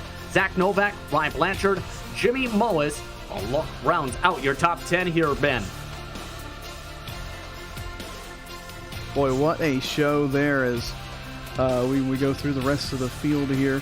Picking up on 11th, Max Cookson. Then you have Ryan Kuhn, Carson Hosevar, Justin Trombley, Derek Gluchacki, Tehan Dink, 17th, Jerry Glenn, Chris Canfield, Dalton Baldwin, rounding out the top 20. In the 21st spot tonight, it was Kason Plott, followed by Parker Brookfield, Tyler Cox in 23rd, with Dylan Canova, in 24th. Roger Carew, he said he missed the bottom in his qualifying attempt. Stays in the feature, though, in 25th. Ryan Campbell qualified 26th. Then the drivers at the edge of the bubble, Briar LaPrade and Frederic Leducier. Jake McLeod is the first driver out by 1/1000th of a second. Marshall Berry in the same situation, Ben. Both of them 15.141s. Leducier needed a 15.140 to advance. I just cannot believe how close it was when it come down to the bubble time. James Milbacher not going to make the show. Will Jones, Brandon Holder, Richard Reagan Jr., Garrett Conrath, Felix Cratton, Dustin Slider, Gio Ruggiero, Rocky Boyd, Mitch Rollo, Mike Budzine, Tyler Tomasi, Jaden Dahlberg, Stephen Chun, Justin Lisenby, Colton Nickies, and Reese Bogue round out the field that's going to be in the last chance race. Yes, I said the last chance race as we get set to head into that tomorrow afternoon. But our congratulations go to Alex McCollum, who we're going to catch up with here in just a minute. And then, Justin, we're also going to pull down the driver who just barely gets into the show, Frederick Ladoucière, as well.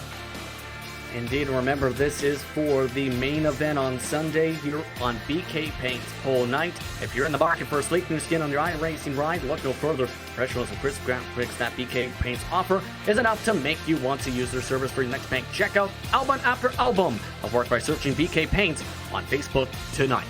The man, though, who set the pole time is Alex McCollum. He is now in the official LSR TV iRacing Esports Network broadcast booth.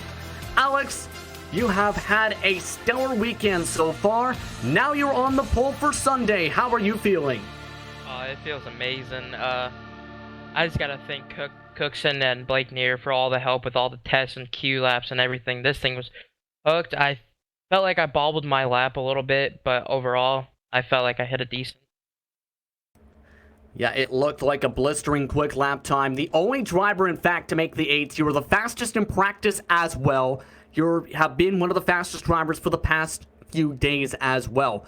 How difficult is it to keep that amount of momentum and the amount of confidence needed to keep that ability up to try and keep on putting up that speed?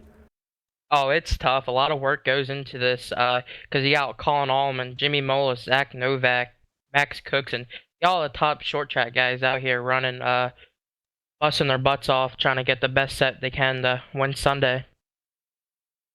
Speaking of your set, how would you describe how that car feels without giving away too much to your competitors? It feels pretty good. I think we have a good shot at winning. It's a long race. Anything can happen, but I think we could be there at the end. Now, what's your strategy, if you don't mind me asking, for Sunday's feature race, starting off in the pole? Honestly, I honestly didn't think I was gonna get the pole. I knew I have a really good shot. I was trying to go for the top 10, but I'm just gonna ride it out and just see how the car handles. Just go from there. Is there anyone you want to thank before we let you get to celebrating? Splash and Go graphics for the paint scheme, iNext Racing, SimiCube, Max Cookson and Blake Neer for helping me test for the qual tonight, and you guys for broadcasting, and Snowball Showdown for putting the event on. Congratulations on the pole tonight here on BK Paint's Pole Night. We'll see you at the start of the field on Sunday. Thank you. That was Alex McCollum. He is starting on the pole in the NX Racing machine. A stellar run for him tonight. Man, oh man, he has been having so much confidence this weekend. That he has. We'll see him start the pole on Sunday. We'll see him start the pole next in the modified BK Paints 175 as well. But I've made my way down, and I want to chat with this driver who just sneaked in. I'm talking about just barely sneaked in. Well, to put it in perspective, 1/1000th of a second is how much he snuck in by. Frederick Ladoucière going to start in the Snowball Showdown on Sunday. Frederick, how big does this rank up as far as online competition, as far as starting in this race on Sunday for you? That was the hardest qualifier I ever done in my life, for real. So this is big of a deal.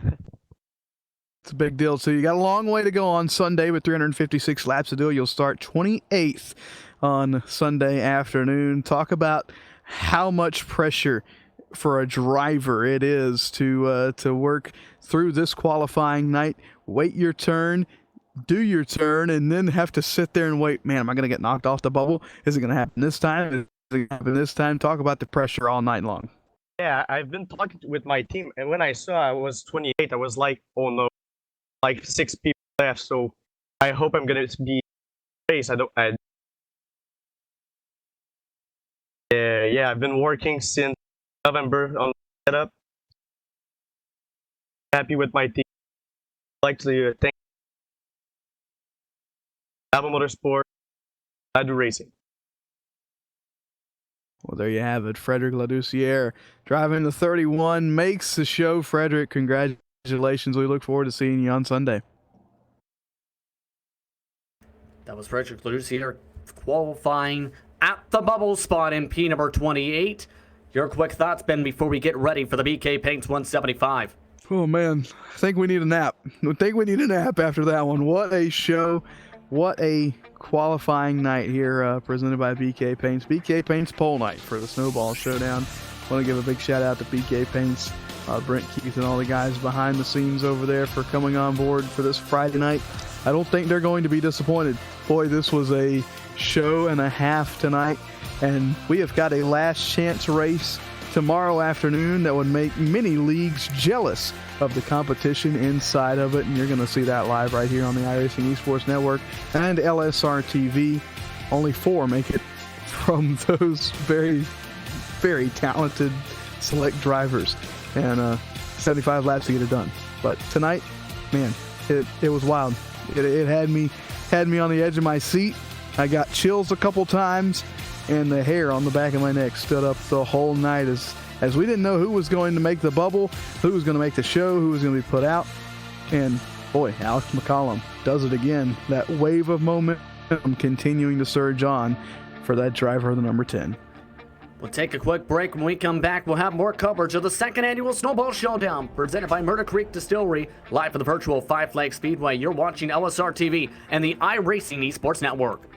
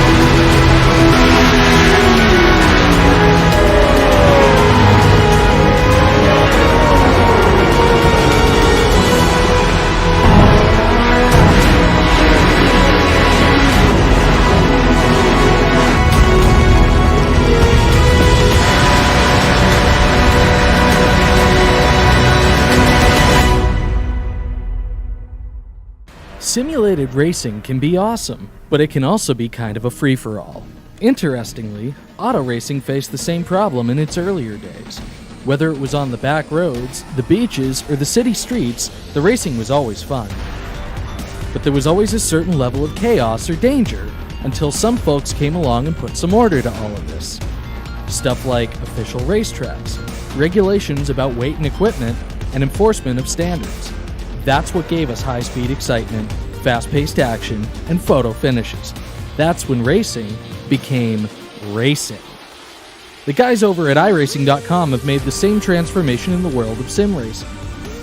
See, iRacing analyzes the performance and results of each driver in every race, so you can be sure you're always placed in races where the competition will be tight and that those reckless drivers who ruin it for us all will be kept in the pits.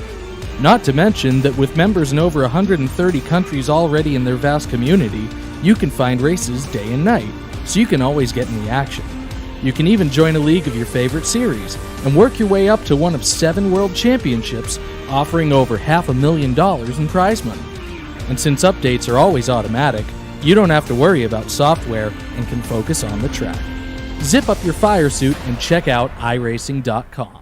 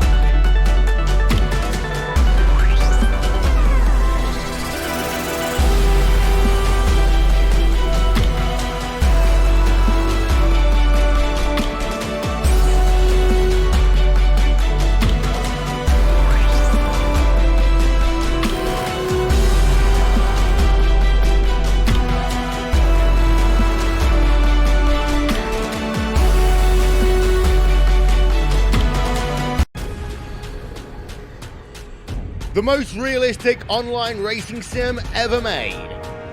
This is iRacing. Detailed laser scan tracks, fully dynamic real world cars, and over 50 series to choose from. 6 online world championships offering over $400,000 in annual prizes. This is the original esport racing game. This is iRacing.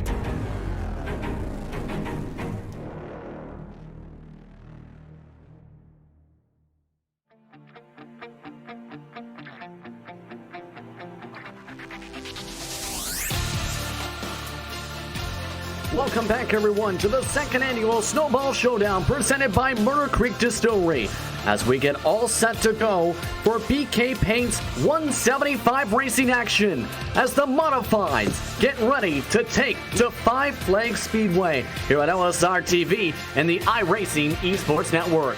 I'm Justin Prince, on side of the booth tonight is Ben Kilchrist, as Hugo Weeds is in the director's seat, as we're moments away from the green flag for tonight's 175 lap action.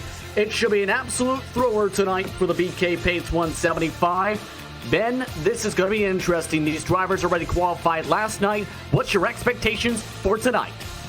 It's a 175 lap event. These guys really going to have to take the time on their tires. A lot of tire conservation involved tonight. They only have 4 to use in the pits, so keep that in mind as we race 175 laps this evening. A small mix-up when in the server setup's going to put us at a slowdown here at the start of the race, but we'll get things situated and get the drivers all lined up in their correct positions and ready to drop the green flag as quick as possible. So once the quote green comes out, don't get too excited yet.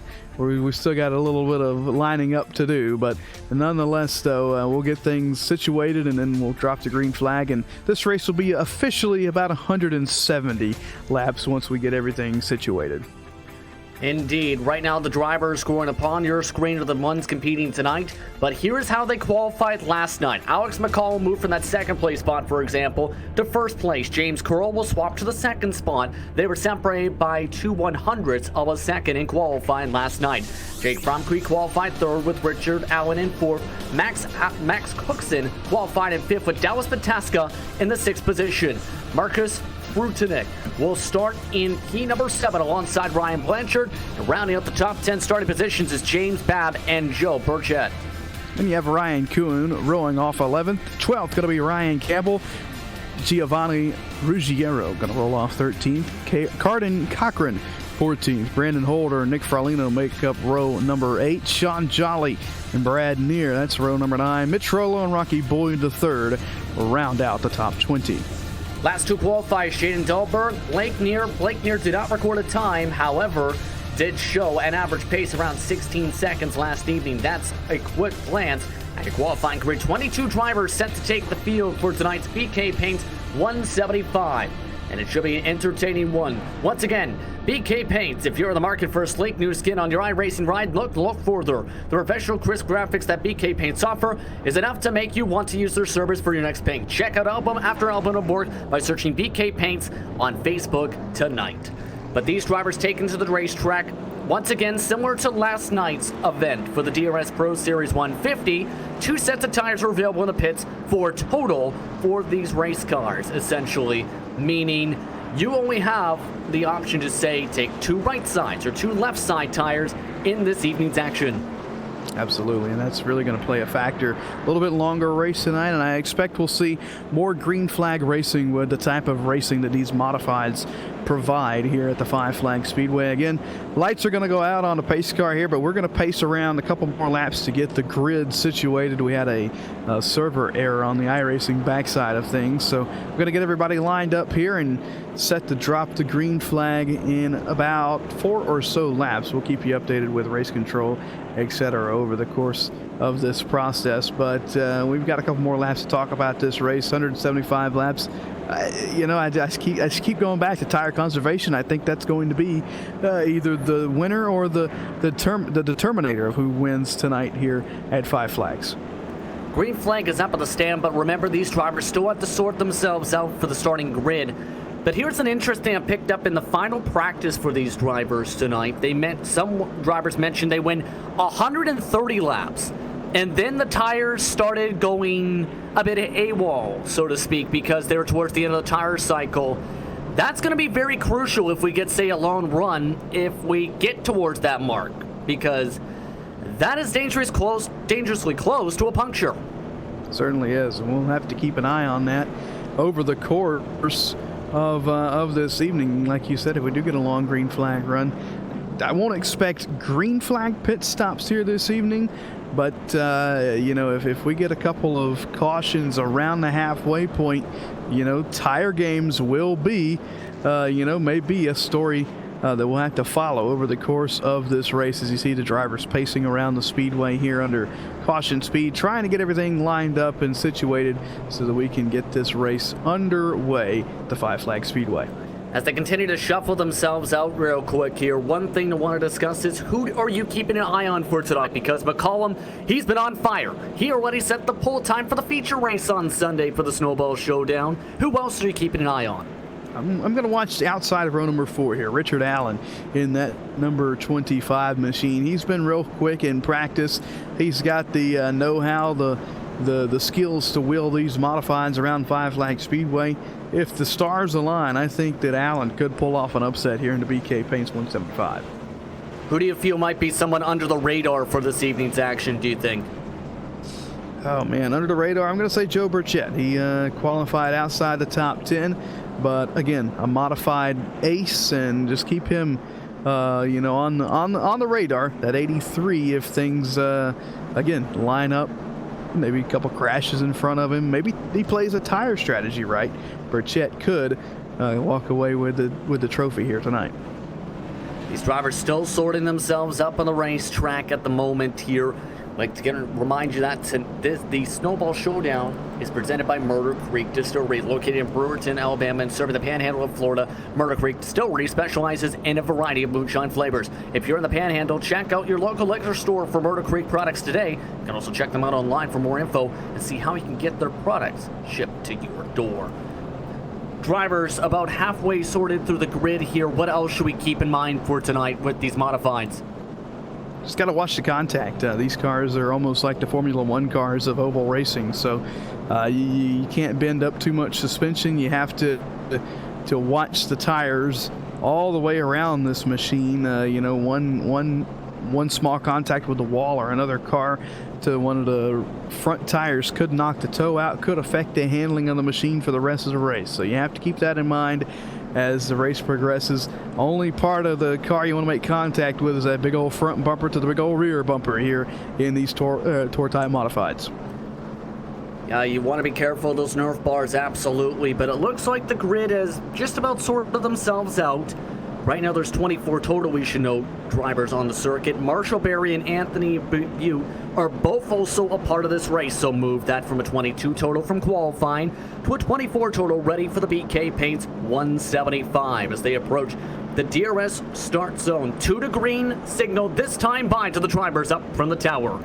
So 2 to go until we get the BK Paints 175 underway here. Again, not the way we wanted to start this event, having to manually line up these drivers, but race director Robert Barber doing a spectacular job up in the tower, not only race directing this 175 lap main event for the modifieds here presented by BK Paints, but he did a great job really scrolling through late model qualifying earlier as well, so got to give him a big thumbs up. He'll be with us as well, and the race director for Sunday's Snowball Showdown. Drivers are bunching themselves up for the first start of the race for the BK Paints 175 as they approach the DRS start zone for tonight's action. McCollum starts on the inside, Curl on the outside. As they make their way towards the front stretch, they are now being told 1 to go this time by. This should be absolutely entertaining here. Already those drivers in the second row hungry to jump at the start. And that they are. These guys are itching to get going. They've been waiting all week for this. again, for some of the drivers maybe not participating in the late models or any other divisions this week, this is their Snowball Showdown. This is their biggest race of the year. So as far as Tour Modifieds go, this is at the top of the spectrum when it comes to short track races on iRacing. Drivers getting the last of their instructions again. Remember, McCollum in that red number 10 machine with the white paint scheme on the inside line is the control car. They'll be told when the pace car is dropping. They are being informed that it's off the track, down the pit lane. Green flag waits. McCollum's on the gas. We're underway from Five Flag Speedway. Good restart for McCollum, or good start rather for McCollum. Down into turn number 1, it's James Curl. He'll get the run to the back straightaway, grab second position away. The battle's going to be for that 4th position. Cookson to the inside of Richard Allen. They'll go wheel to wheel to complete lap number 1. Allen getting the momentum on the high side down the front straightaway, but Cookson has the preferred line throughout this entire weekend. He moves himself up to the 4th position on a great start early on in the 39 machine. And remember, Cookson, he won the eNASCAR Ignite Series Championship in this type of car throughout the fall rather, at Martinsville. One car is slow now into turn 1. One car slow. It looks like we'll stay green for the time being as we continue to pace at high speeds around the half mile here in Pensacola. Good battle shaping up for that 3rd spot. Here comes Cookson. You mentioned it. He's an ace here in the Modifieds. Won a championship in this type machine. He is right on the bumper of Frumke, looking to maybe snag another podium here on the Friday night portion of the Showdown. Pushing up the track a little bit, Frumke leaves the inside open. Cookson doesn't dare dive to the door yet as you look on board from his 39 machine. And already the gap between them and the 2nd place car has grown to nearly a full second as Cookson wants to go on by, gets underneath this Nerf bar, side by side for the 3rd position. Cookson has the run. Looking to the inside goes Cookson. Sorry to cut you off there, Justin, as he's battling for that 3rd spot down into turn number 1. Cookson not quite clear off of turn 2. Frumke fighting back on that outside line. I think now that the track is rubbered up after all the practice sessions, all the qualifying, it's about as fully used up as you can get here at Five Flag Speedway. That 2nd groove might start to come in as this race progresses and the tires start to wear. And the caution flag is out. The Barber Ford caution for the first time. It's a car in the middle of the racetrack. Hello, leaders, says that driver. It is Jaden Dahlberg in the 36. As we're under the caution flag for the first time, sponsored by Barber Ford. Boy, and that was a game of chicken if I've ever seen it right there, as Dahlberg looks like he loops it around by himself over in 3 and 4 and puts us under the first Barber Ford caution of the night as he makes a little bit of contact with the inside wall as well. And we'll see if anyone elects to come down. Anthony Butte did duck down the pit lane, it appears. Other than that, everybody else is on the lead lap outside of Dahlberg in this race. So McCollum off to a great start. He got a good jump on himself away from James Curl, and everyone else got stacked up behind Frumke. That they did, and Cookson was able to finally work his way around Frumke on that initial start as we work lap 17, about a 10th of the way through this BK Paints 175. But Cookson looks to have some speed in that number 39 machine early on here tonight. Not to take anything away from Curl and McCollum out in front of these guys. These guys, McCollum on the pole for the super late models, Curl on the pole for the pro late models. So I mean, you've got the best in the business at the top of the field here. Absolutely here. It's going to be fun to see who comes up on top tonight in this BK Paints 175. Pardon me there. Still 157 laps to go up on the ticker here as we continue to go across the racetrack. What did you notice early on already with this racing? Because it looks like everyone wants that bottom, just like we've seen every single race so far. So far, that's the case, yeah, and I think that'll be the case for a good 50, 75 laps. But once these tires start wearing out, I do believe that, especially with the way this modified races, that groove will start progressing up higher and higher. It may not be a dominant groove, but you may be able to fend off a challenge better than you could earlier in the week with a fresher track or with a different type car. These modifieds, they are such a different beast, more different than any other cars these guys are driving all weekend long. It takes a lot of skill to wheel one of these machines around. These guys are turning, sub 14 8-second laps, just to give you a comparison there. The Super Late model quick time was a 14.884, I do believe, set by Alex McCollum. These guys are running consistent 14.8s, 14.9s at the front of the field. Lights are on top. The pace car are now officially out as they line up for the DRS restart zone. Again, McCollum and Curl 1 and 2, Cooks in 3rd, Fromke in 4th, Allen, Bataska, Vrutinek, and Blanchard round out the top 8. Pace car is off. McCollum's on the gas. Green flag is back up, and we're underway as they stack up on the top. That they do. Curl did not get off the line. Neither did Cookson, though, on that inside. McCollum has got these guys schooled on the restarts here this weekend at Five Flag Speedway. But, boy, Curl wasting no time getting right back up to the rear bumper of McCollum. Going to have a battle for the lead shaping up maybe within the next couple laps or two as Curl starting to put a run together, starting to close in on the bumper of the 10. Getting towards that Nerf bar. A bit more confident entry, but McCollum faster on apex off for the moment. Still 153 laps to go in this action. What will James Curl do in the early going? He still falls inside the tire tracks. He was the quicker car by 6/1,000th of a second last time. Curl continuing to close on the bumper of McCollum. Does he ride for a little bit, or does he try and get out and lead some laps early on here in the BK Paints 175 at the Five Flag Speedway? Curl to the back straightaway, still about a car length off the bumper of that 10 machine. They're followed closely behind by Max Cookson from Key 4th, and Allen rounds out the top 5. Really no big battles going on within that top 5 unless that battle for the lead starts to shape up. Indeed, right now, still about a half a car length difference between first and second as you look back towards the 5th place driver. That's where things are starting to separate a little bit. Right now, Allen is pulled about 4/10 away from the driver behind, and Vrutinek at the moment in that orange machine. As you follow along with the driver stacked up behind him, including Blanchard. Great battle going on right there for that 6th position. Vrutinek, Kuhn, Blanchard all over one another, and here comes Kuhn to the bumper of that 82 machine, trying to maybe shake him up, get around him here early in the going. Kuhn may have a faster machine early in the going. Vrutinek may be set up for the long run as he sits just outside the top 5. The Everett's Auto Parts machine trying to take a higher arc off of turn 4 this time.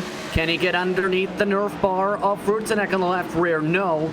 Just can't get the run quite yet.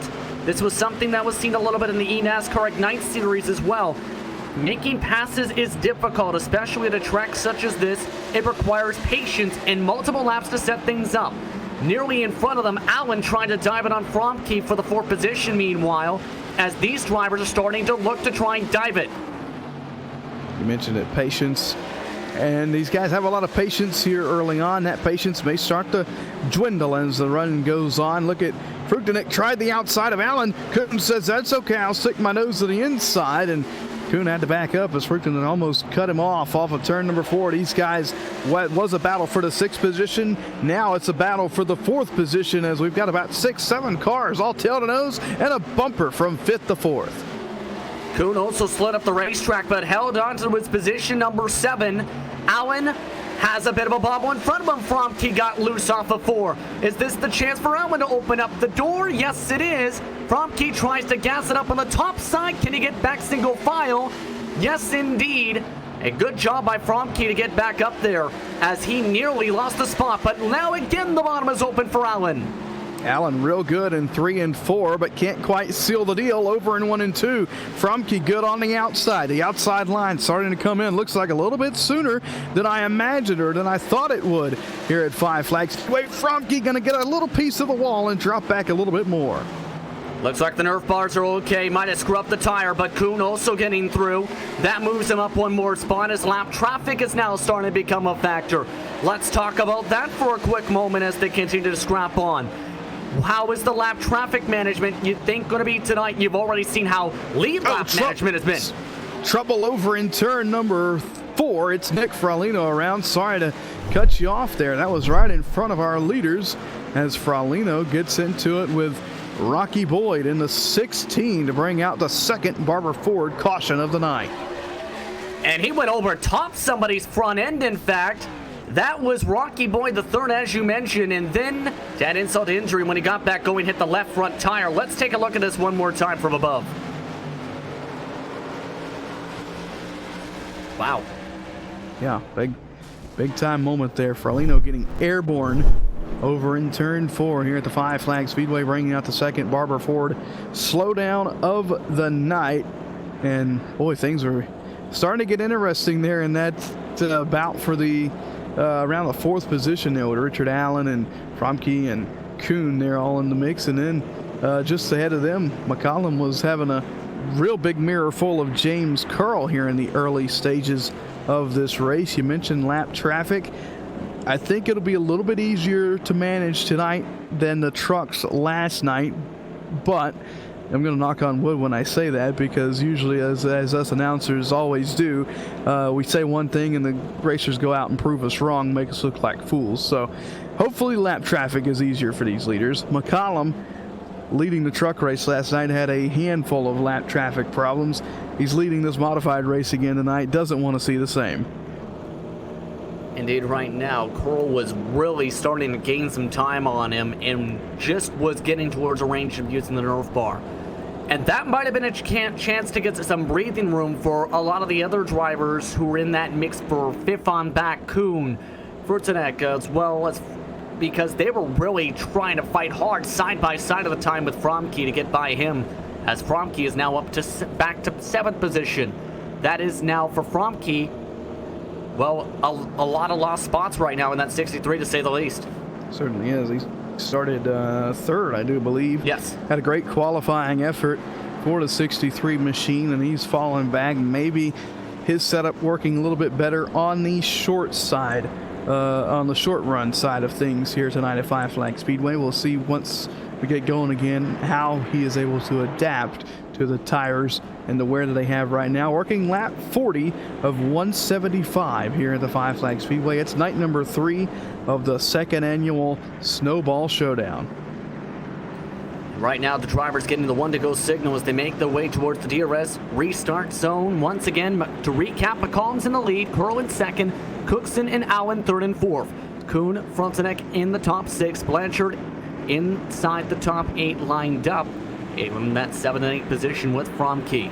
But to the DRS restart zone they go.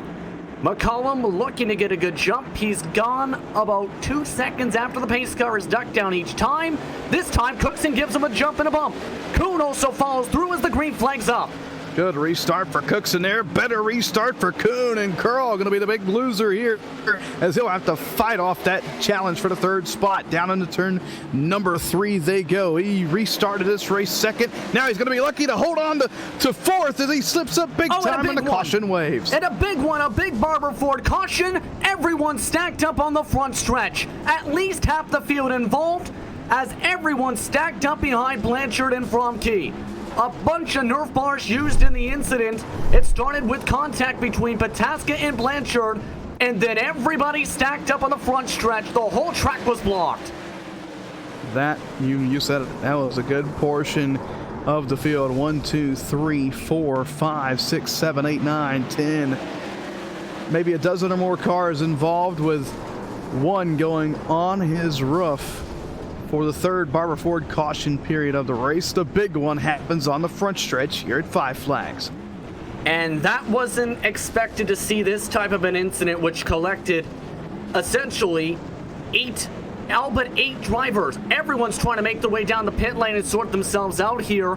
After all of this madness on the front straightaway, one car, Brandon Holder, is still stuck and just finally got going, but everybody else is taking some time to get their damage repaired here. This changes a lot for the complexion of this BK Paints 175, to say the very least. That it does. This is really going to shake things up. Some of the drivers that may have been hanging out in the back, well, they weren't able to get through. So this reminds me of the big restart wreck in the actual Snowball Derby this past weekend, where a good portion of the field was taken out and involved in the incident. Same here. A lot of good drivers involved in this caution, and this is going to take out a handful of potential contenders. As these drivers sort themselves out here, let's quickly talk about the sponsor again, BK Paints, the official title sponsor for BK Pole Night and, of course, this race. They're also sponsoring a lot of the prizes for Best Appearing Car, though, this upcoming Sunday. Absolutely. Judging going on right now for the Best Appearing Car in the Sportsman trucks and the modifieds. And we went last year, I think, the wrong way about having the contest for Best Appearing Car. We had a Facebook like contest, and that really wasn't about who had the Best Appearing Car. It was about who had the most amount of followers and the most amount of fans. And basically, if you get the most likes, you win the contest. This year, we've gathered a group of 6 iRacing painters that have no cars in the field, no draw at all, and 4 fans to pick the best appearing car in each division. Sportsman has been picked, the trucks have been picked, the modifieds will be picked after tonight, and we're going to submit the Pro Late models and the Super Late models to be judged on as well. We'll hand out those awards on Sunday during the pre-race show for the Snowball Showdown. Should be interesting to see who gets the best looking cars throughout the entire weekend here. 128 to go, by the way, here in this BK Paints 175. And they're still lining up behind the pace car, sorting themselves out. Lights are indeed out on top of that pace car as they're still trying to get up on the top line. To the DRS restart they go. McCollum, Cookson 1 and 2. Kuhn, Furtanek, Curl, Allen, Fromke, your top 7. As we're back to racing, Cookson already dives his way to the inside and using the Nerf bar.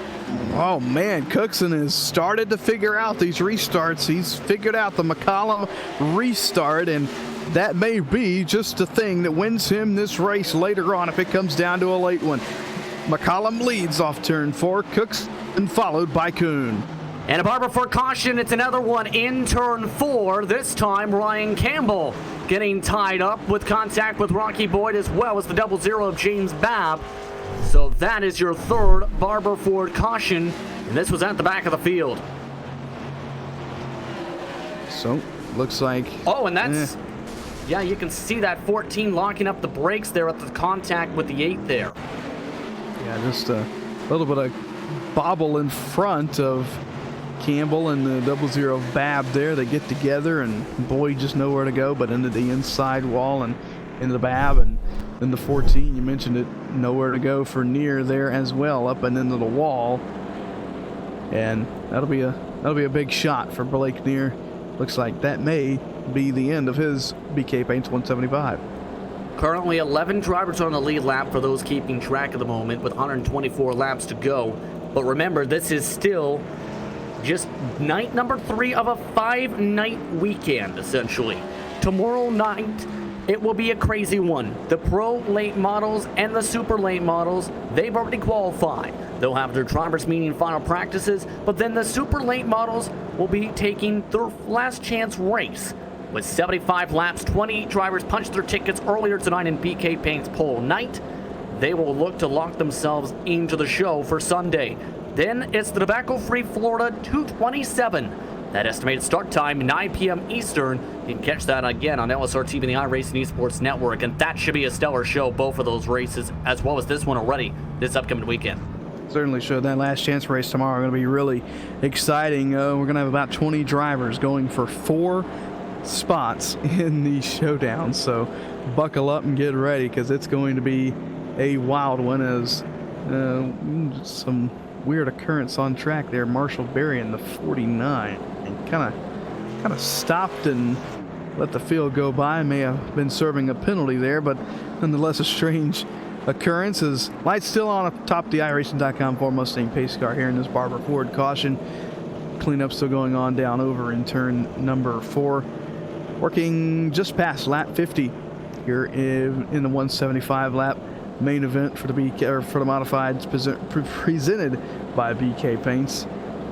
These guys, a very different start than what I expected we'd see. We got going pretty good there on the initial start, and then we had the big one just a couple cautions ago, and that's kind of changed the face of this race. It's really taken out some heavy names, and really put a lot of these drivers in a position that they didn't want to be in this early on in this race.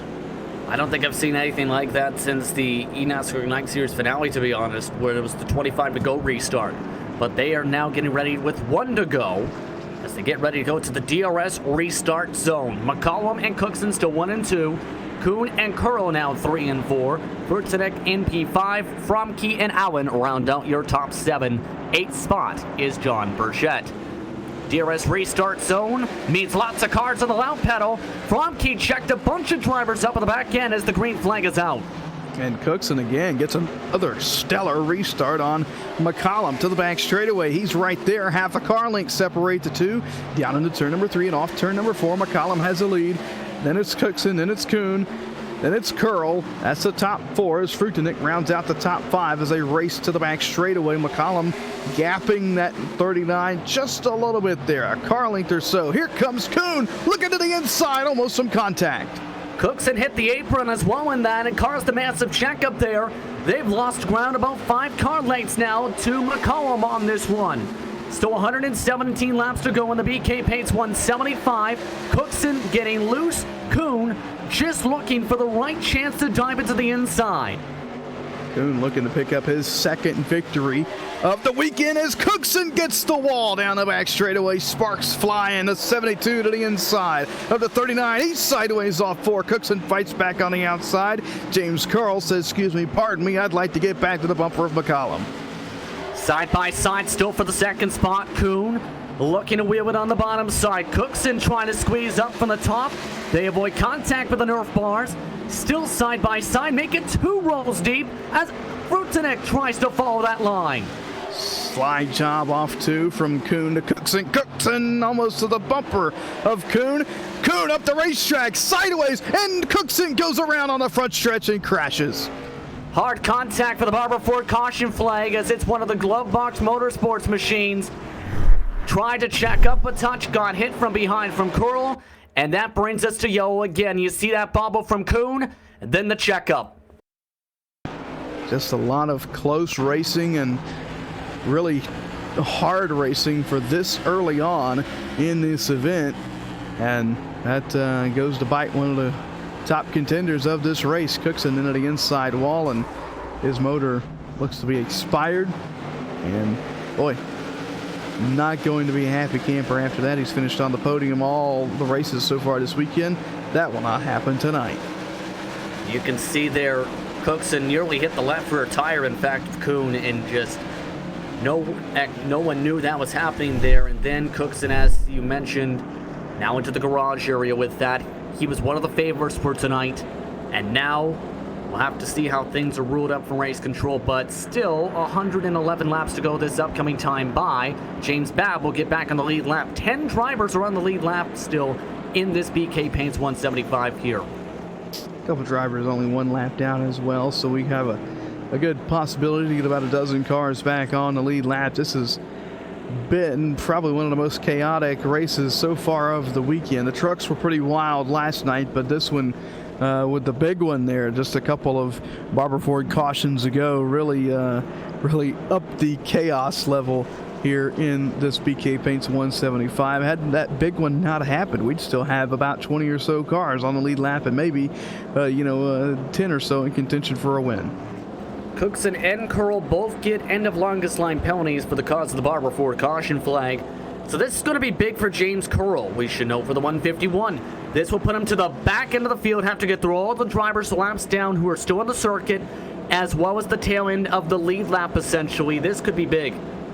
Certainly could. And for those out there wondering, maybe why 2 of those drivers got a penalty there, race director Robert Barber considered that to be a racing incident, and to be fair, it truly was.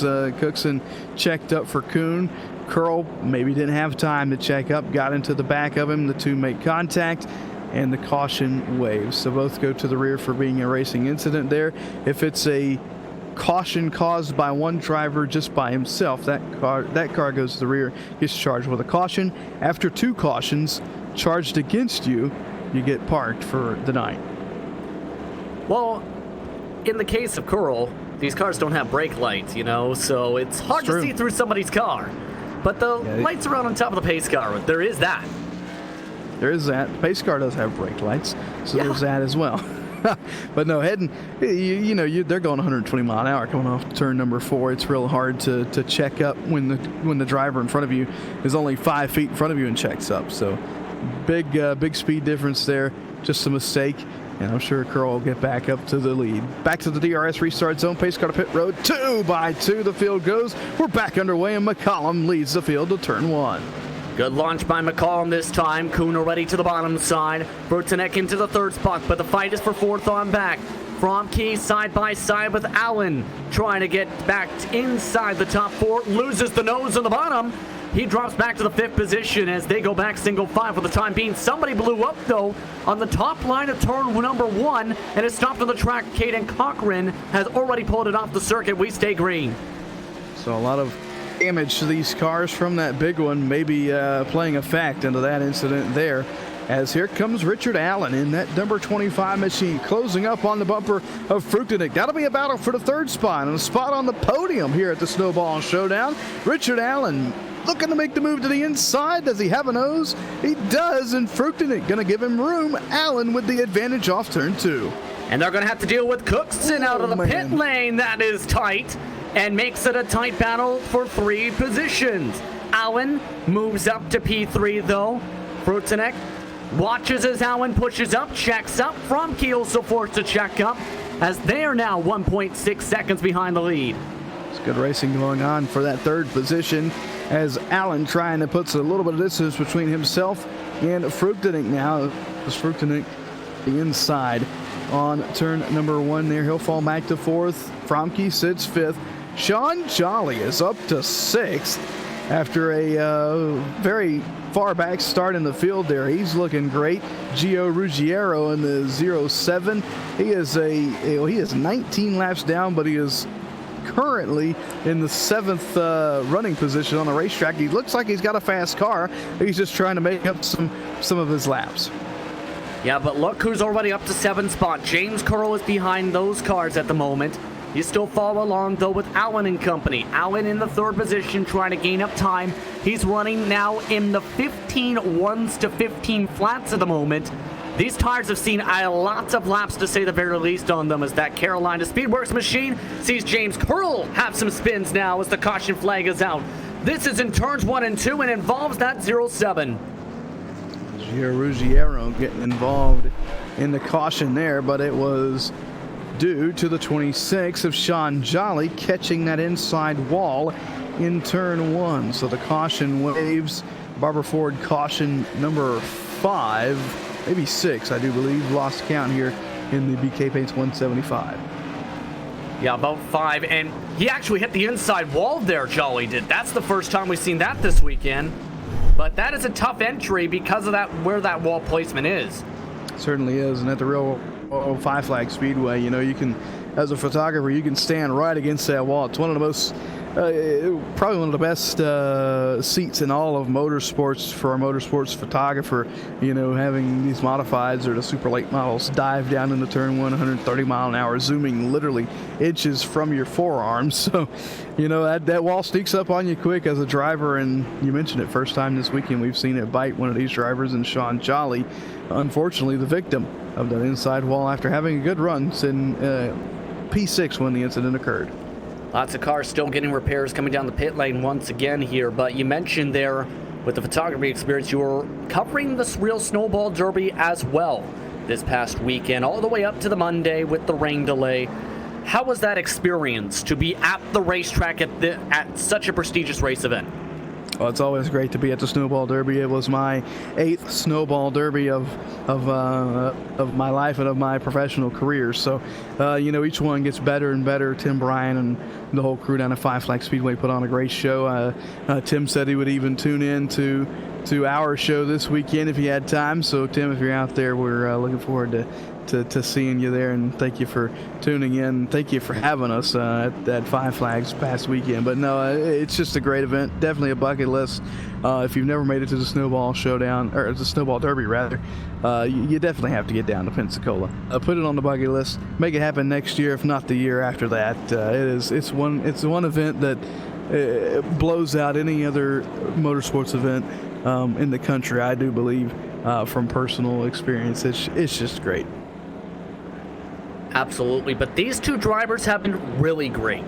McCollum and Kuhn, up in 1-2 at the moment, have kept their cars clean, and McCollum, mind you, has led essentially every single lap since essentially he flipped over on Wednesday. He's led every lap Thursday, led every lap Friday. That he has, and he is not looking to slow down any. Kuhn to his outside there, picked up the sportsman victory. McCollum picked up the truck victory last night. So one of these drivers looking to go 2 for 2, or get two here this weekend in the Snowball Showdown. Back to the DRS restart zone, back up through the gears, and McCollum gets a good jump. Kuhn not so much, but here comes Richard Allen back to the inside of Fruchton. That's a battle for third.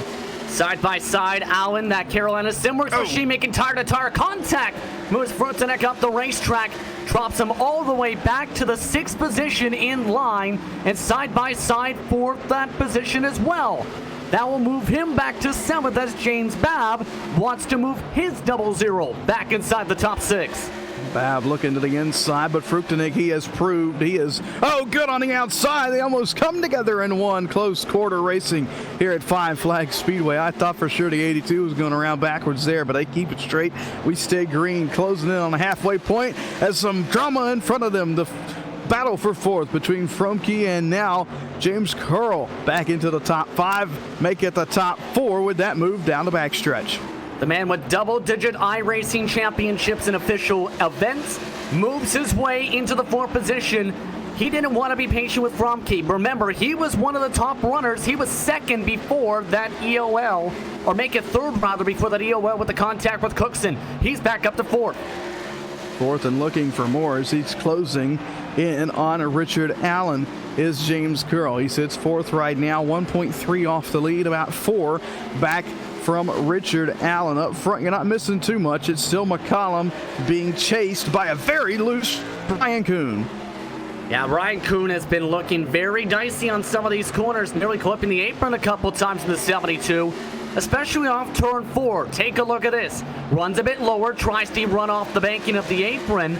That time didn't bobble so much loose, and when it's able to stick, it seems like it's the faster of the two lines, while McCollum's trying to stay about a 1/10 of a lane upward. Absolutely. Kuhn, he's playing that game. Do I want to, find the faster but more sketchier line down in turn 4, or do I just want to ride behind McCollum? Remember, none of these drivers inside the top 5, I do believe, have yet to take tires. They still have 4 tires available down pit side as we get the first lap traffic event of the night as Dahlberg gets up and out of the way there down into turn 1, lets the leaders go by. As you've seen on the screen, though, Richard Allen dropping down to 4th position as James Curl is a man on a mission. He is one of the fastest drivers on the track in that 151, and you've got to be wondering here, Ben, what James Curl is thinking at this moment, knowing he's been up at the front, but the Barber Ford caution flag is out. This one back into turn 1. Oh, man. And there's a car upside down. Big moment in turn 1. That looked to be Sean Jolly. Again, just not having any luck after getting into the wall there on the last Barber Ford caution. This one he gets loose by himself and gets a little help, and up and over on the roof he goes. Slides down, sparking up the very old surface here at Five Flags Speedway. Yeah, he tried to use that apron line. Almost got it saved, but unfortunately there was a car right behind him, and then he realizes he's upside down. This is not a Ricky Bobby movie, unfortunately. He's off to the garage.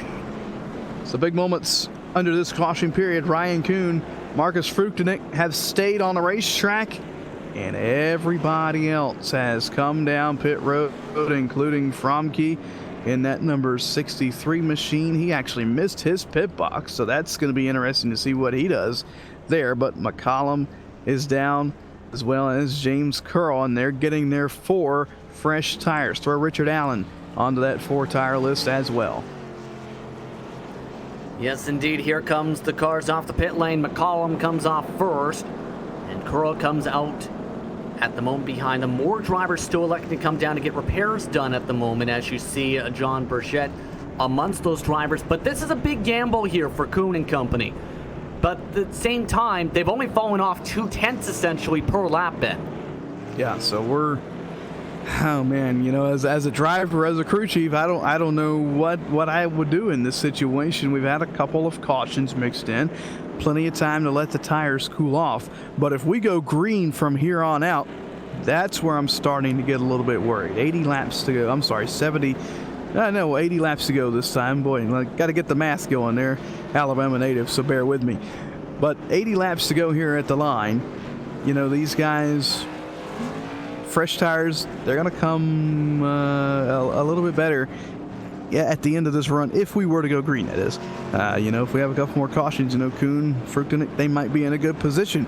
Fromke decides to stay out, does not take tires here.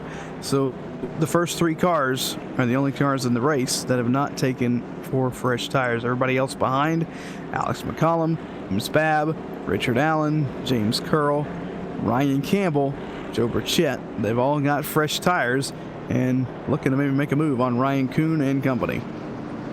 Lights are on top of the iRacing official pace car here as we'll get ready for another restart here. Again, remember, the 4th place car, Alex McCollum, is the first driver on fresh tires. As they approach the DRS restart zone, it's going to become the question of, can the top 3 hold on? Fromke in 3rd, Fruchtenich in 2nd, Kuhn in 1st. Off and away they go, and they're making contact behind them, 10th on back. We're still green as Kuhn makes his way in turn 1. A lot of contact, no cars spinning around. That's the good thing, is Kuhn off into the sunrise here in Pensacola it'll be, as Fruchtenich, Fromke, they battle for 2nd, and here comes McCollum now looking to get back on the podium, but he gets a chop job down into turn number 1. McCollum has to hold off, at least for the time being. Caution waves again. And our barber for caution, multiple drivers ranking that back grouping. Blanchard amongst them, as they had multiple spinners in turn 1 and 2, as you'll see on the LSR TV replay. This was an interesting one. And it was. Looks like Gio Ruggiero just got into, looks like Marshall Berry there to bring out this caution, and kind of caused a stack up from there on back. Looks like the 9 of Blanchard gets a piece of it. Cookson gets another piece of it. Fralino involved in that one as well. Lots of drivers being involved in this caution, and Cookson going to be pulling it behind the wall as his engine expires on that machine. He is now definitely smoking that 39 machine, but you can see some of that haze across the racetrack here at Five Flags Speedway, again under another Barber Ford caution flag. Let's take a look at your iRacing Midway Race break at this moment then. Brought to you by iRacing, the world's premier online racing game with a professionally sanctioned series by NASCAR and more. As the iRacing flagman waves that yellow, it's Ryan Kuhn that leads them behind the iRacing pace car, with Marcus Fruchtenich in the 2nd position, 3rd spot Jake Fromke, while Alex McCollum, the first driver on fresh tires, is in P number 4. James Babb is in 5th. James Curl is back in the 6th spot in the 151, with Allen, Burchett, Campbell, and Holder rounding out your top 10 so far, Ben. 11 through 20 or so go from 3 laps down to 52 laps down. So bear with us. Ryan Blanchard, he'll come in 11th. 12th is Marshall Berry, Jolly, Cookson, Ruggiero. That's the top 15. Fralino, Dahlberg, Boyd the 3rd, Cochran, and Neer have or will round out the top 20. Dallas Pataska already out of the race in 21st, 55 laps down at the moment. Mitch Roll, 56 laps down, 22nd. Also involved in the big one was Charles Lauren, 23rd. Anthony Butte rounds out the 24 drivers as we have taken a look at your iRacing Midway Race break. For more information on the wide variety of sim racing possibilities available online, visit iRacing.com to sign up tonight. Again, Ryan Kuhn up at the front. Now it becomes the question, what do you do if you're Kuhn? Because we still have 72 laps to go. The fall-off hasn't been very significant here, but he does have that option of the tires. It's been a gamble to go in the traffic, which is the main risk. Exactly, and race control has decided to go single file restarts for the remainder of the event, so that'll help the 72 put a little bit of distance between he and the rest of the field or the rest of the cars on new tires. So we'll keep that in mind here as restarts single file from here on out in the final 70 or so laps. Getting ready to go to the DRS restart zone. Lights are up on top of the iRacing official pace car in that Ford Mustang. It is Kuhn in first, Vrutinek in second, Fromke and McCollum your top 4 positions. As the Everett Auto Parts machine back onto the gas, green flag is back out once again from 5 flags. Back into turn 1, Kuhn gets another killer restart into the back straightaway. He'll lead the field down into turn number 3. Vrutinek sits second. Here comes McCollum trying to make the move for third, and the caution waves again. Another Barber Ford caution, this time 4 drivers stacked up in turn 3, entry against the outside wall, and there were some who were entering the corner backwards. And it was, looks like Rocky Boyd in the 16 just turning the car around there. That is Ryan Campbell. Looks like he turned Campbell around, and Campbell not happy with the driver of the 16, and as expected. Wow, that was a crazy incident. And brings us back under the caution flag here. They'll go back down the pit lane once more. And the more this stays like this, the more Kuhn is thinking, this is a good idea. This might be a good idea. I might be able to hold on to this because it's still a caution break caution type of event. Certainly is, and it's playing in the favor of Kuhn here. McCollum, though, probably starting to get frustrated. He was able to make 1 position there. For McCollum, it's going to be a get everything you can type of restart for the next couple restarts, or maybe at least for this restart. He's trying to get every position on track. That way he can further himself up and into, maybe back into the lead. And you have to wonder what McCollum's thinking, because he did get scored in 3rd position. He's still on the freshest tires on the track. He still has the fastest lap of the race so far as well. What do you think is going through McCollum's mind here under this Barber Ford caution? If I'm McCollum, if I'm a spotter for McCollum, rather, I'm just saying you got to stay calm. We've still got a good chunk of racing here. There's a good chance for some green flag laps, so just keep the car in one piece. Don't do anything crazy on these restarts to put us in a bad position. Ryan Kuhn currently still trying to warm up the tires a little bit here, but it has been an eventful one to say the very least. 10 drivers on the lead lap, still lined up behind the iRacing official pace car, with the lights on top of it still on. Once again, though, tonight's race presented by Murder Creek Distillery, located in Brewerton, Alabama, and serving the Panhandle of Florida. Murder Creek Distillery specializes in a variety of moonshine flavors. If you're on the Panhandle, check out your local liquor store for Murder Creek products today. Check them out online as well for more info, so you can get their products shipped to your door. Right now, Ryan Kuhn looking to get a 2nd win of the Snowball Showdown weekend so far. He'll get ready to go to the DRS restart zone as the lights are on top of the pace car. I've gone out. Single file again for this restart, and you asked me about an underdog here for this race. Vrutinek didn't come to mind. He sits 2nd right now, and he is in a very good position to have a good run here tonight. Maybe if McCollum gets around the 82, gets up and into the 72, Vrutinek, he is sitting on top of the world. We'll find out, though. They stack them up one by one. Pace car to pit road, DRS restart zone. We're back on the hammer. And the hammer continues to rumble its way into turn number 1. Vrutinek getting a bit of a bubble this time, as here comes McCollum to the inside. Can't get to the corner panel quite yet as he tries to ride that apron. Vrutinek lets off the gas in 4 as McCollum makes the pass in turn 1. Back up to P2 for driver of car 10. McCollum back on the move and trying to reel in Ryan Kuhn, who has had this sort of a fall to the back and race my way back up to the front kind of mentality all weekend long. Kuhn leads to the back straightaway, but he has got fresh tires and a very fast machine of Alex McCollum behind him. And that might make a bit of a difference in terms of defending for Kuhn potentially, because while the pace is nearly identical, about a 10th gain that time for McCollum, they're still at the 14 8s and 9s. It's going to be more grip for McCollum because he's got more than 70 plus lap fresher tires. In fact, more than 100 just about. Absolutely. So we'll keep an eye on how Kuhn is going to defend this lead or does he just pull over and let McCollum go? I don't think we'll see that happen. 60 laps to go this time by, and look at McCollum close, but he wiggles off turn 4. McCollum has the fresher goody tires as he rumbles the Tour modified machine towards the Nerf bar of Ryan Kuhn. Trying to cut to the inside line. Kuhn pushes off of turn 4. Here comes McCollum to the inside. Kuhn gives him the space. McCollum can't fill it yet. Very good sportsmanship there by Ryan Kuhn. He saw McCollum had a run. He almost had a bumper. He gave him the line down in turn 1. Will it be the same this time? He does it again. Kuhn giving McCollum the lane, but Kuhn fighting back on the outside, making that second groove work at least for the time being. McCollum runs his car just to the edge of that apron, sliding a little bit as Kuhn still leads at the stripe with 57 to go, and the BK paints 175. Still, Nerf bar to Nerf door to door, down into turn 3. McCollum tries to push up a touch this time. What a great race these guys are putting on. Two of the best in the business.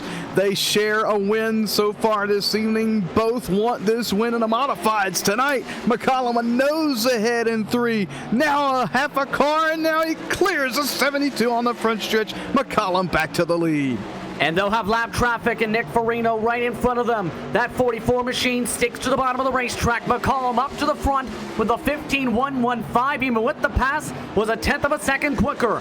And now he looks to try and gap that 72 machine. Meanwhile, James Curl, he's caught up to third position behind him. That he has. He's worked his way from about 7th on the restart, Hans Curl, and down into turn 3. He closes on a very good run by Marcus Frutenik. Frutenik trying to hold on for a podium finish and doing everything he can. He's had a spectacular run in that 82 tonight, and to the back straightaway, he's trying to fend off one of the fastest guys all weekend long. Well, he set the quick time in the Pro Late models. He is really good here in the modifieds as well. A little loose off turn 4 there, though, as James Curl doesn't slow him down. A little bit slideways, to say the very least, but there's a saying, loose is fast. And Curl, man oh man, he is fast. He is the second fastest car on the racetrack at the moment, outside of Kuhn and McCollum, technically third. Gets up to the Nerf bar this time, though. Frutenik, he wants to go. That he does. He is ready to get on the loud pedal. He's only got 50 laps now at the flag stand to try and run down Alex McCollum, who is starting to run down lap traffic just ahead. Yes, indeed. Right now, look at this thick traffic. Ryan Campbell, the first driver to get out of the way. Brandon Holder and Jaden Dahlberg still up in front. But traffic has been very calm and cordial tonight at this BK Paints 175. McCollum gets the run, gets by Holder this time, for example. That he does, and that battle for third still ongoing. Curl just cannot find the grip he needs to put the move on Frutenik. Frutenik, 128 lap old tires on that 82 machine. He is doing a stellar job up here in the top 3. Oh, almost a bumper. And they're actually sparking those modifieds right now in turn 4 at the moment. But remember, some of the drivers were able to go 130 green flag laps. That is the cliff point. Frutenik using Holder as a pick, bunches them up a touch, and now it's a 3-car fight because behind Curl, Allen has reeled them in. Allen right there. He sits just inside the top 5. We've seen him make some wild moves to make his way up through traffic tonight and to get on the podium here in the Snowball Showdown. You know, the bumper is not out of the question, especially for Richard Allen, who is hungry for a podium here at Five Flag Speedway. To the back straightaway, lots of lap traffic in that battle for third.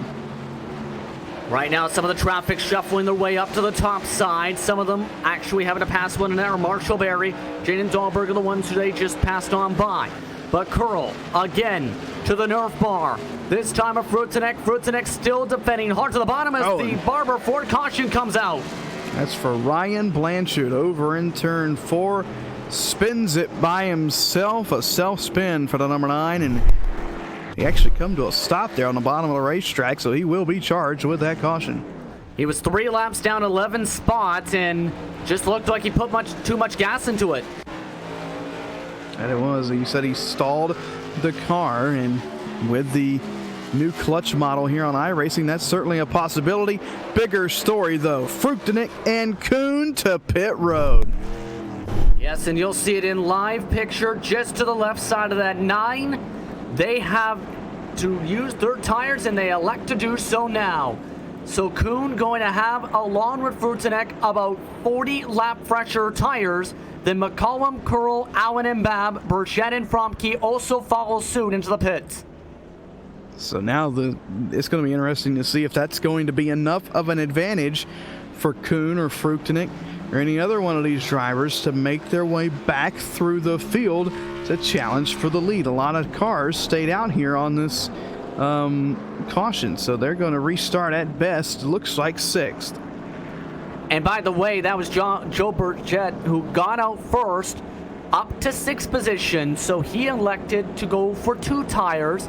Remember, he has been getting some damage repaired in that 83 machine, so Kuhn goes to 7th, Frutenek to 8th, Fromke to 9th position here. And now it's going to be interesting. Will that be enough of a difference, do you think, to catch up to McCollum with just 40 laps to go and ticking downward left? I don't know. It's going to be close. He's going to have to really put the hammer down. Looks like Fromke may have got trapped a lap down here. And that number 63 will wait for scoring here at the line. And it is. He's going to be 1 lap down in a lucky dog position. Burchett comes back down to pit road. Brandon Holder comes to pit road. So that is going to leave Ryan Kuhn in 5th. And that's still going to be interesting at the moment. Blanchard with the EOL penalty. Remember, he was multiple laps down in the field here, but now it's going to become interesting to say the very least. Remember, this is night number 3 here with BK Paints 175. Earlier tonight, we had BK Paints pole night. The men who are 1 and 2 are the pole sitters for your events on Saturday and Sunday. Curl starting on the pole in the Pro Late models, the Supers. Alex McCollum for the main event. It's going to be interesting to see what happens again this weekend. Certainly is, and we real quick want to thank everybody for tuning in with us. I know it's getting late on the East Coast. It's getting late here in Central Time as well. It's a late night here in BK Paints Pole Night. A lot of action going on a racetrack, but nonetheless, we're about to finish it off here in just under 40 laps. McCollum already in the gas. We're back underway. Out of the DRS restart zone with a great launch, but Kuhn is already trying to shuffle to the bottom side. He's behind the 00 of James Babb, trying to go all the way to the bottom alongside the wall off the start. Here comes Kuhn to the bumper of the 00. Almost applies it off turn 4. He'll get to the inside in turn 1. Babb really puts the pinch on down into turn number 1, but Kuhn going to clear him to the back straightaway. That moves him up to 4th. Now he sets his sights on Richard Allen for that 3rd and final podium position. And remember, it is Kuhn who has the freshest tires in the field at the moment. Everybody has used their 4 sets of their 4 total tires that were laying in the pit lane. Kuhn about a car length faster in the corner gain last time on Allen. He's the fastest car on the racetrack, a 14.894 last time, as Allen slides up while Kuhn wheels his 72 to the inside. Kuhn has got a head full of steam. He's got the lead on his mind, and he's bringing Frutenek with him. Frutenek right there on the bumper of Kuhn, and a little bit faster last lap than that 72. So watch these two guys as they work their way up through the field. McCollum has about 1.3 seconds on the pair. Can they close that in over the closing laps of this race? And all of a sudden, remember, we were thinking, is there going to be enough time? Kuhn, if he keeps up this pace, he's going to be able to get that to that clock, smash it open, and take positions. He's already gaining it quickly on James Curl as the fastest car still by a 10th. That he is. He's down to 1.15 back to McCollum. Now we'll keep an eye on that interval as the run goes on, closing in 31 laps to go that time by. It's almost down to a second flat for Ryan Kuhn. He's got a ton of speed. Closing in the gap even more so, 30 to go in the BK Paints 175 on LSR TV and the iRacing Esports Network. One car making its way to the pits, Ferlino making his way out onto the racetrack once more, while Kuhn continues to make his way to the bottom side in 3 and 4. Again, he's gaining a car length each and every corner entry. That's how much more confidence and grip he has in that 72. Yeah, he does. He's closing in on Curl, but almost stagnant on the run down to McCollum. So we'll keep an eye on that over the course of this final stint here in the BK Paints 175. There he goes. He cuts in about a tenth that time. It's under a second now to the lead. Curl has a checkup to avoid the lap machine. Kuhn to the bumper of the 151. We've got a battle for the runner-up spot. To the inside goes Kuhn. Will Curl give him the spot? Yes, he does. Off into P number 2 is Ryan Kuhn. He has to close 1 second, though, to catch up to Alex McCollum, who is running 15 flats at the moment. Ryan Kuhn, last time by with the pass, still the fastest car with a 15.080, 6 1,000ths of a second quicker. I think he's going to need a mistake from McCollum. Although McCollum does have a little older tires than Kuhn. Kuhn a little bit more grip, almost a tenth faster that time with 25 to go. Coming to 24 to go. More lap traffic ahead, though, for McCollum and company. Dahlberg, Campbell, amongst those drivers that are being now lapped. Kuhn will also reach them, too. Down to 7/10 of a second is the gap in the PK Paints 175. As they get by the lap traffic, McCollum reaches more at the wrong spot. Got side by side off the exit with Campbell. And that allows Kuhn to close in. He's down to a half second. Kuhn closing in on the lead, looking for his second win of the weekend here in the Snowball Showdown. Kuhn trying everything he can to close on the 10. The ACT driver making his way up the field. Still down to half a second, make it 4/10. They have to get by Brandon Holder. Then it's clean track for a quarter of the circuit. Ryan Kuhn coming to 20 to go next time by, still in second to McCollum, as now he'll reach lap traffic at the wrong spot. What a race this is shaping up to be. I don't know if Hugo can get us a onboard shot and watch the... Oh, McCollum snapped. McCollum got loose, lost about 3 car lengths as here comes Kuhn. Kuhn now on the bumper. That's the mistake he was looking for. Now to the inside goes Ryan Kuhn. He says, no, not today. Almost contact off 4. Look at them both wheel their machines down the front stretch. McCollum up high, Kuhn down low, side by side for the lead of the BK Paints 175. Into turn 3, Kuhn still rides his way in the bottom. McCollum tries to squeeze as they both wheel it with 18 to go. McCollum fighting back on the outside line, but I don't think the tires are going to be in his favor. Kuhn almost has him cleared in 3 and 4. Look at this slide up he does. McCollum turns it back down low. Can't quite get the crossover he was looking for, and Ryan Kuhn says that's all it. Bye-bye. I'm going to chase the trophy. And this might have been the best strategy for Kuhn and company, because Frutinek is also closing in for P3 behind them. So now the fresher tires, with that 40 lap difference, have made huge differences. Curl still trying to catch up to second, but it's going to be a tough one to hold on because Frutinek is running the same pace as Kuhn behind him. And he is. This is really a good race between these top 4 drivers, all tail to nose, just a couple car lengths separating each one, and a great show up front here to end out this BK Paints 175 here in the modifieds in Snowball Showdown weekend. Ryan Kuhn has just taken the lead over Alex McCollum. These 2 guys have put on a heck of a show for us. Max Cookson was an early contender early on, but got caught up in some misfortune. He's out of the race, but Ryan Kuhn, one of those that started near the back, kind of fell back early, worked his way back up, played the tire strategy right, and is looking to ride until the sunrise. Absolutely up to nearly 4/10 is the gap now for Ryan Kuhn. Still the fastest car on the racetrack. McCollum, though, you have to wonder, what can he do? He's on 40 lap older tires, and the pace has fallen off. That advantage completely switched, of course, with this tire difference. That it is Kuhn. He just continues to open that lead. Down the back straightaway, McCollum, I don't know if he saved anything. If he has, now is the time to utilize it. A little bit of lap traffic in front of the leaders here. McCollum was 4/10 back last time by, closes in slightly there with 10 to go. He's running out of time, though. Coming to 9 to go now in the BK Paints 175. McCollum getting really squirrely this time off of turn 2, as he's actually started to gap away from the 151. That 151, meanwhile, has now gone into dead even times for Furtanek, meanwhile, in that battle for third. So we'll keep an eye on those two guys.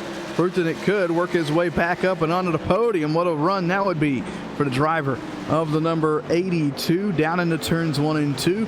Closes in on the 151 ever so slightly. He's going to have to do a little bit more per lap, though, if he's going to get there. Absolutely right now, still, anything can happen coming to 7 to go. Just past that mark, in fact, money to these cars. Coming to 6 to go now. Kuhn trying to sail off in the clean air, has to get through lap traffic again, as you saw along with the battle for third.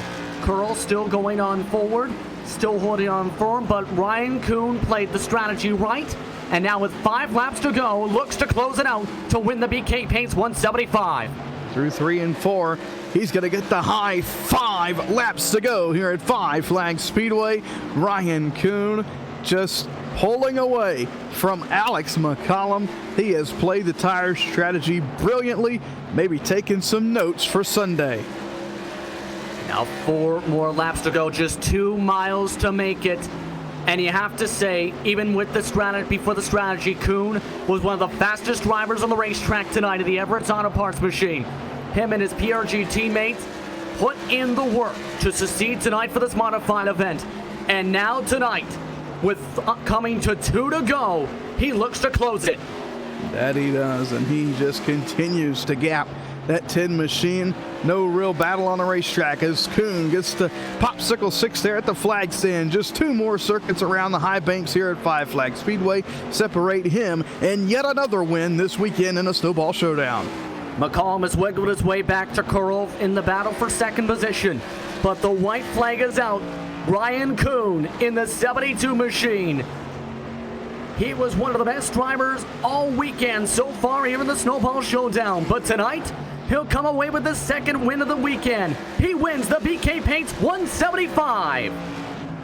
And does it sideways on the front stretch and almost up and into the wall. Putting on a show is Ryan Kuhn, winner here for the second time this weekend in the second annual Snowball Showdown presented by Murder Creek Distillery. And this race went completely different than I think both of us had expected it to, but Ryan Kuhn is the man who comes away with the checker, but you have to give a hand to Alex McCollum. He had a stellar performance as well in the 10. That he did. What a great run by all these guys in the top 5. McCollum second. Curl comes home in third. Furtanek has a great run there in fourth, and Richard Allen rounding out the top 5, but it's going to be all Ryan Kuhn burning them down on the front stretch. And the fireworks go off as well here in beautiful Florida as a heck of a race tonight. Ryan Kuhn, your winner of the BK Paints 175, and a fun race to say the very least. Let's take a look at your unofficial race results for tonight's second annual Snowball Showdown third night feature event, with Ryan Kuhn taking home the top money tonight. He won by a second over Alex McCollum. They played the strategy game. Kuhn, coming out with 40 lap fresher tires, takes the checkered. James Curl held on to third position with Marcus Furtanek charged up to the fourth position in his 82 car. Richard Allen finished in fifth, James Babb in sixth. Joe Burchett rounded out the drivers on the lead lap. Everybody else was 1 lap down or more. Jake Fromke in 8th, Brandon Holder in 9th, and Ryan Campbell rounded out your top 10 tonight, Ben. Coming home in 11th is going to be Ryan Blanchard in that number 9 machine. Marshall Berry comes home 12th, 13th to Jaden Dahlberg, Nick Fralino 14th, Sean Jolly 15th, and it's Max Cookson, Cardin Cochran, Gio Ruggiero, Rocky Boyne the 3rd, and Blake Neer rounding out the top 20. Rest of the drivers on the track tonight were Dallas Pataska, a part of the big one, as well as Mitch Rollo, Charles Lahr, and Anthony Boot, I should rather say. The 24 drivers made the start for this evening's action. That's a look top to bottom unofficial race results tonight for the second annual Snowball Showdown's third night presented by Murder Creek Distillery. But the drivers have to be very happy. We're about to be standing by with your race winner in the 72 machine, Ryan Kuhn, coming home with the checker flag tonight. And he will join us here in the broadcast booth here on LSR TV and the iRacing Esports Network. Ryan, stellar performance tonight. Stellar strategy with the 40-plus lap fresher tires. How do you feel about winning your second race of the Snowball Showdown in 2019? I can't believe that. I didn't really put too much time into this setup because I felt pretty confident with it right off the get-go. But, wow, what a race. I can't believe I came back from that and tried to make a strategy call. Ended up working, and I was honestly kind of surprised. I thought I was done after pitting there, but I can't believe I came back through the field. And also, I can't believe how good old tires are after a long run. How difficult was it to try and get back by McCollum, or get by him rather, I should say, once you reeled him in on those fresher tires? I saw he was getting a little wiggly loose up there, and every time he made a mistake, I was there to pounce, and he made a big mistake off 4, got loose, and got me right to him, and I got to his inside off 2, and I knew I could get him if if he stayed tight on my door. I think he could have got me on the outside, but he washed up a few times, and I ended up getting clear, and I knew I could pull away because I was on fresher tires, but that's unbelievable. 2 out of 3, that's a lot to ask for. Let's talk about as well the passing, because you had to make some moves tonight overall to get to this position. How difficult is it to pass when it comes to the modifieds here at Five Flags? I feel like these cars are one of the most difficult cars to pass because the big tires, so much downforce, it just makes it, they're just so fast, it's hard to pass. It's kind of like the cup cars now, and the cup cars are hard to pass, and the cup cars and the modifieds are coming pretty similar now, and it's just really hard to pass. Now, of course, still 2 more days of racing action. How do you look to carry more of this momentum forward into this weekend's events in the late models? I feel great. I feel like the late model setup still needs a little bit of work, and the super late model setup still needs a little bit more work. But I think I can get it dialed in and tomorrow morning, and hopefully we'll have a good race car for the next 2. Is there anyone you want to thank before we let you get going? I'd like to thank everyone who's helped me out through my whole career, and Everett's Auto Parts, Bernie's Liquors, Modern Auto Body. I'm glad to represent them in the iRacing world, and it's awesome.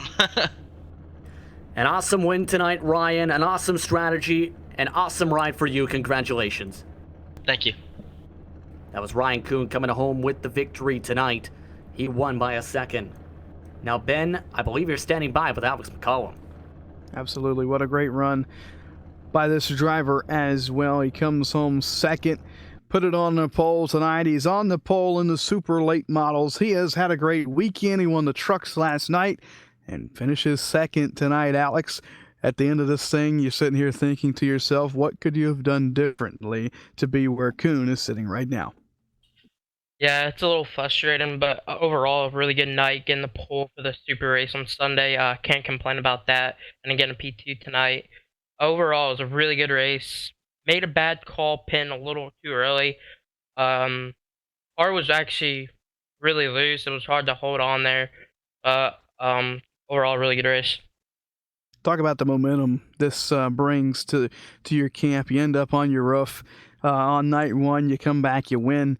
Night 2, night 3 here, you've got the pole for the super late models and a second here tonight in the modifieds. What's it do for your momentum for the pro late models and then the supers on Sunday? Definitely feeling confident about tomorrow. Car feels really good.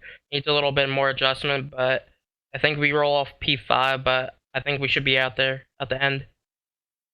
It's going to be fun to watch. Alex, we thank you for talking with us, and we congratulate you on your runner-up position here tonight. Who do you want to thank for putting you here? INX Racing, SimiCube, SimLab, you guys for putting on the event. Blake Neer for doing all the work on the setup, building me a bad, fast setup. Sorry I couldn't get it done for him, but and you guys put on the event.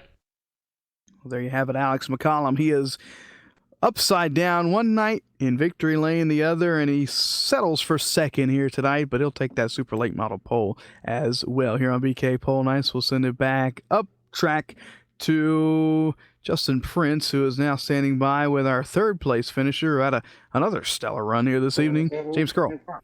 Yes, indeed, joining up with James Curl right now. We spoke with him after he set his pole time before. Now coming home away third tonight in the modifieds. James, how would you describe your race this evening, running in the top 5 much of the evening? I guess it would be okay. Pretty disappointed that we only got a third place finish. We had the car capable of doing a lot more, but strategy just wasn't on our side when we got sent to the rear for the contact that I couldn't avoid. So, things happen. Sometimes guys get loose and you can't see them. So we took it out in the nose, did what we had to do to get a solid finish, and see if we can get in tomorrow night in the late models. Now, of course, tonight I should rather mention, there was a lot of interesting moves with the bottom side. How difficult was it to try and pass because you had to come back from an EOL at one point, in fact, and from the rear end when you pit as well after you lost a few spots in the lane. Yeah, it was very difficult to pass, to say the least. And once we went to single file restarts, it was pretty much over for myself. I wasn't going to be able to get that much track position back. I was really surprised when Ryan Kuhn and Marcus pitted under that last caution. Just figured they'd keep the track position because we weren't able to really run them down. But it's just one of those tracks that's really hard to pass on. So it's going to be a common theme for tomorrow and Sunday. Speaking of Saturday and Sunday, what's everything looking like, in your opinion, for the weekend in terms of the car, in terms of the strategy, in terms of the momentum you look to build upon after tonight? Well, after tonight, hopefully we can go back and see what we did wrong and maybe change strategy a little bit. Tonight didn't work out as well, but kind of got forced into what I had to do. But going forward, I think the two cars we have for the super late model and the late model are pretty good, and hopefully we get some more podium finishes. Now, before we let you go, is there anyone you want to thank before we let you go? Just my team, Accelerated Motorsports, and Daniel Williamson for spotting for me. Pretty much it. Thank you very much for the time, James. Congratulations on the podium finish. Thank you. That's James Curl coming home third tonight. Once again, thank you to Ryan, Alex, and James for stopping by here on the tserverhq.com server, the official TeamSpeak server of the Snowball Showdown. Once again, whether you're a team owner, league organizer, or just want a place to hang out online with your friends, check it out, tserverhq.com tonight. They're offering servers starting at just a couple bucks and guaranteeing 99.9% uptime or your money back. You can't really go wrong. That's tserverhq.com, and be sure to tell them the guys at the Snowball Showdown sent you. But tonight, Ryan Kuhn comes up on top with the BK Paints 175. Ben, your final thoughts after a thrower. Well, it's win number 2 for Ryan Kuhn, and I don't think he's slowing down. I don't think Alex McCollum is slowing down, and you can tell James Curl was a little bit upset, maybe disgusted at the end of this race. So I think he's going to have a little kick in the a kick in the bum and have something for these guys over the next 2 nights as well. So, I mean, we've got the top drivers in all of online short track racing here with us this weekend, and it showed up at the front of the field. Yes, we had a big one. We had a couple too many cautions tonight, but those drivers up in the top 5, smooth, clean, put on some great racing, some awesome side-by-side battles throughout the night with some of the best in the business, and just what a great race. We had a great night tonight. It's gone late. It is late, and we appreciate everybody for staying up and watching with us, and we appreciate all the drivers for participating over the weekend, and you, Justin and Hugo, for helping provide the coverage here on LSR TV and the iRacing Esports Network. But tomorrow, everything gets kicked off 6:30 p.m. Eastern with that ever so exciting super late model last chance race. We'll have some late model practice throughout the day. That won't be broadcasted, but the last chance race, that's going to be live right here on LSR TV and the iRacing Esports Network. You don't want to miss that one. 20-something cars going for 4 spots in the biggest online race ever. It should be an absolute thrower, Ben. I can't wait to see what happens tomorrow because there are some big names, mind you, in that race. But once again, we'd like to thank you for tuning in for tonight's coverage here on LSR TV and the iRacing Esports Network. You've been watching the BK Paints 175 on night number 3 of the 2nd annual Snowball Showdown presented by Murder Creek Distillery. We'll see you tomorrow night for the last chance race for the super late models, as well as for the tobacco-free Florida 227. Have a wonderful rest of your Friday night, and we'll see you tomorrow.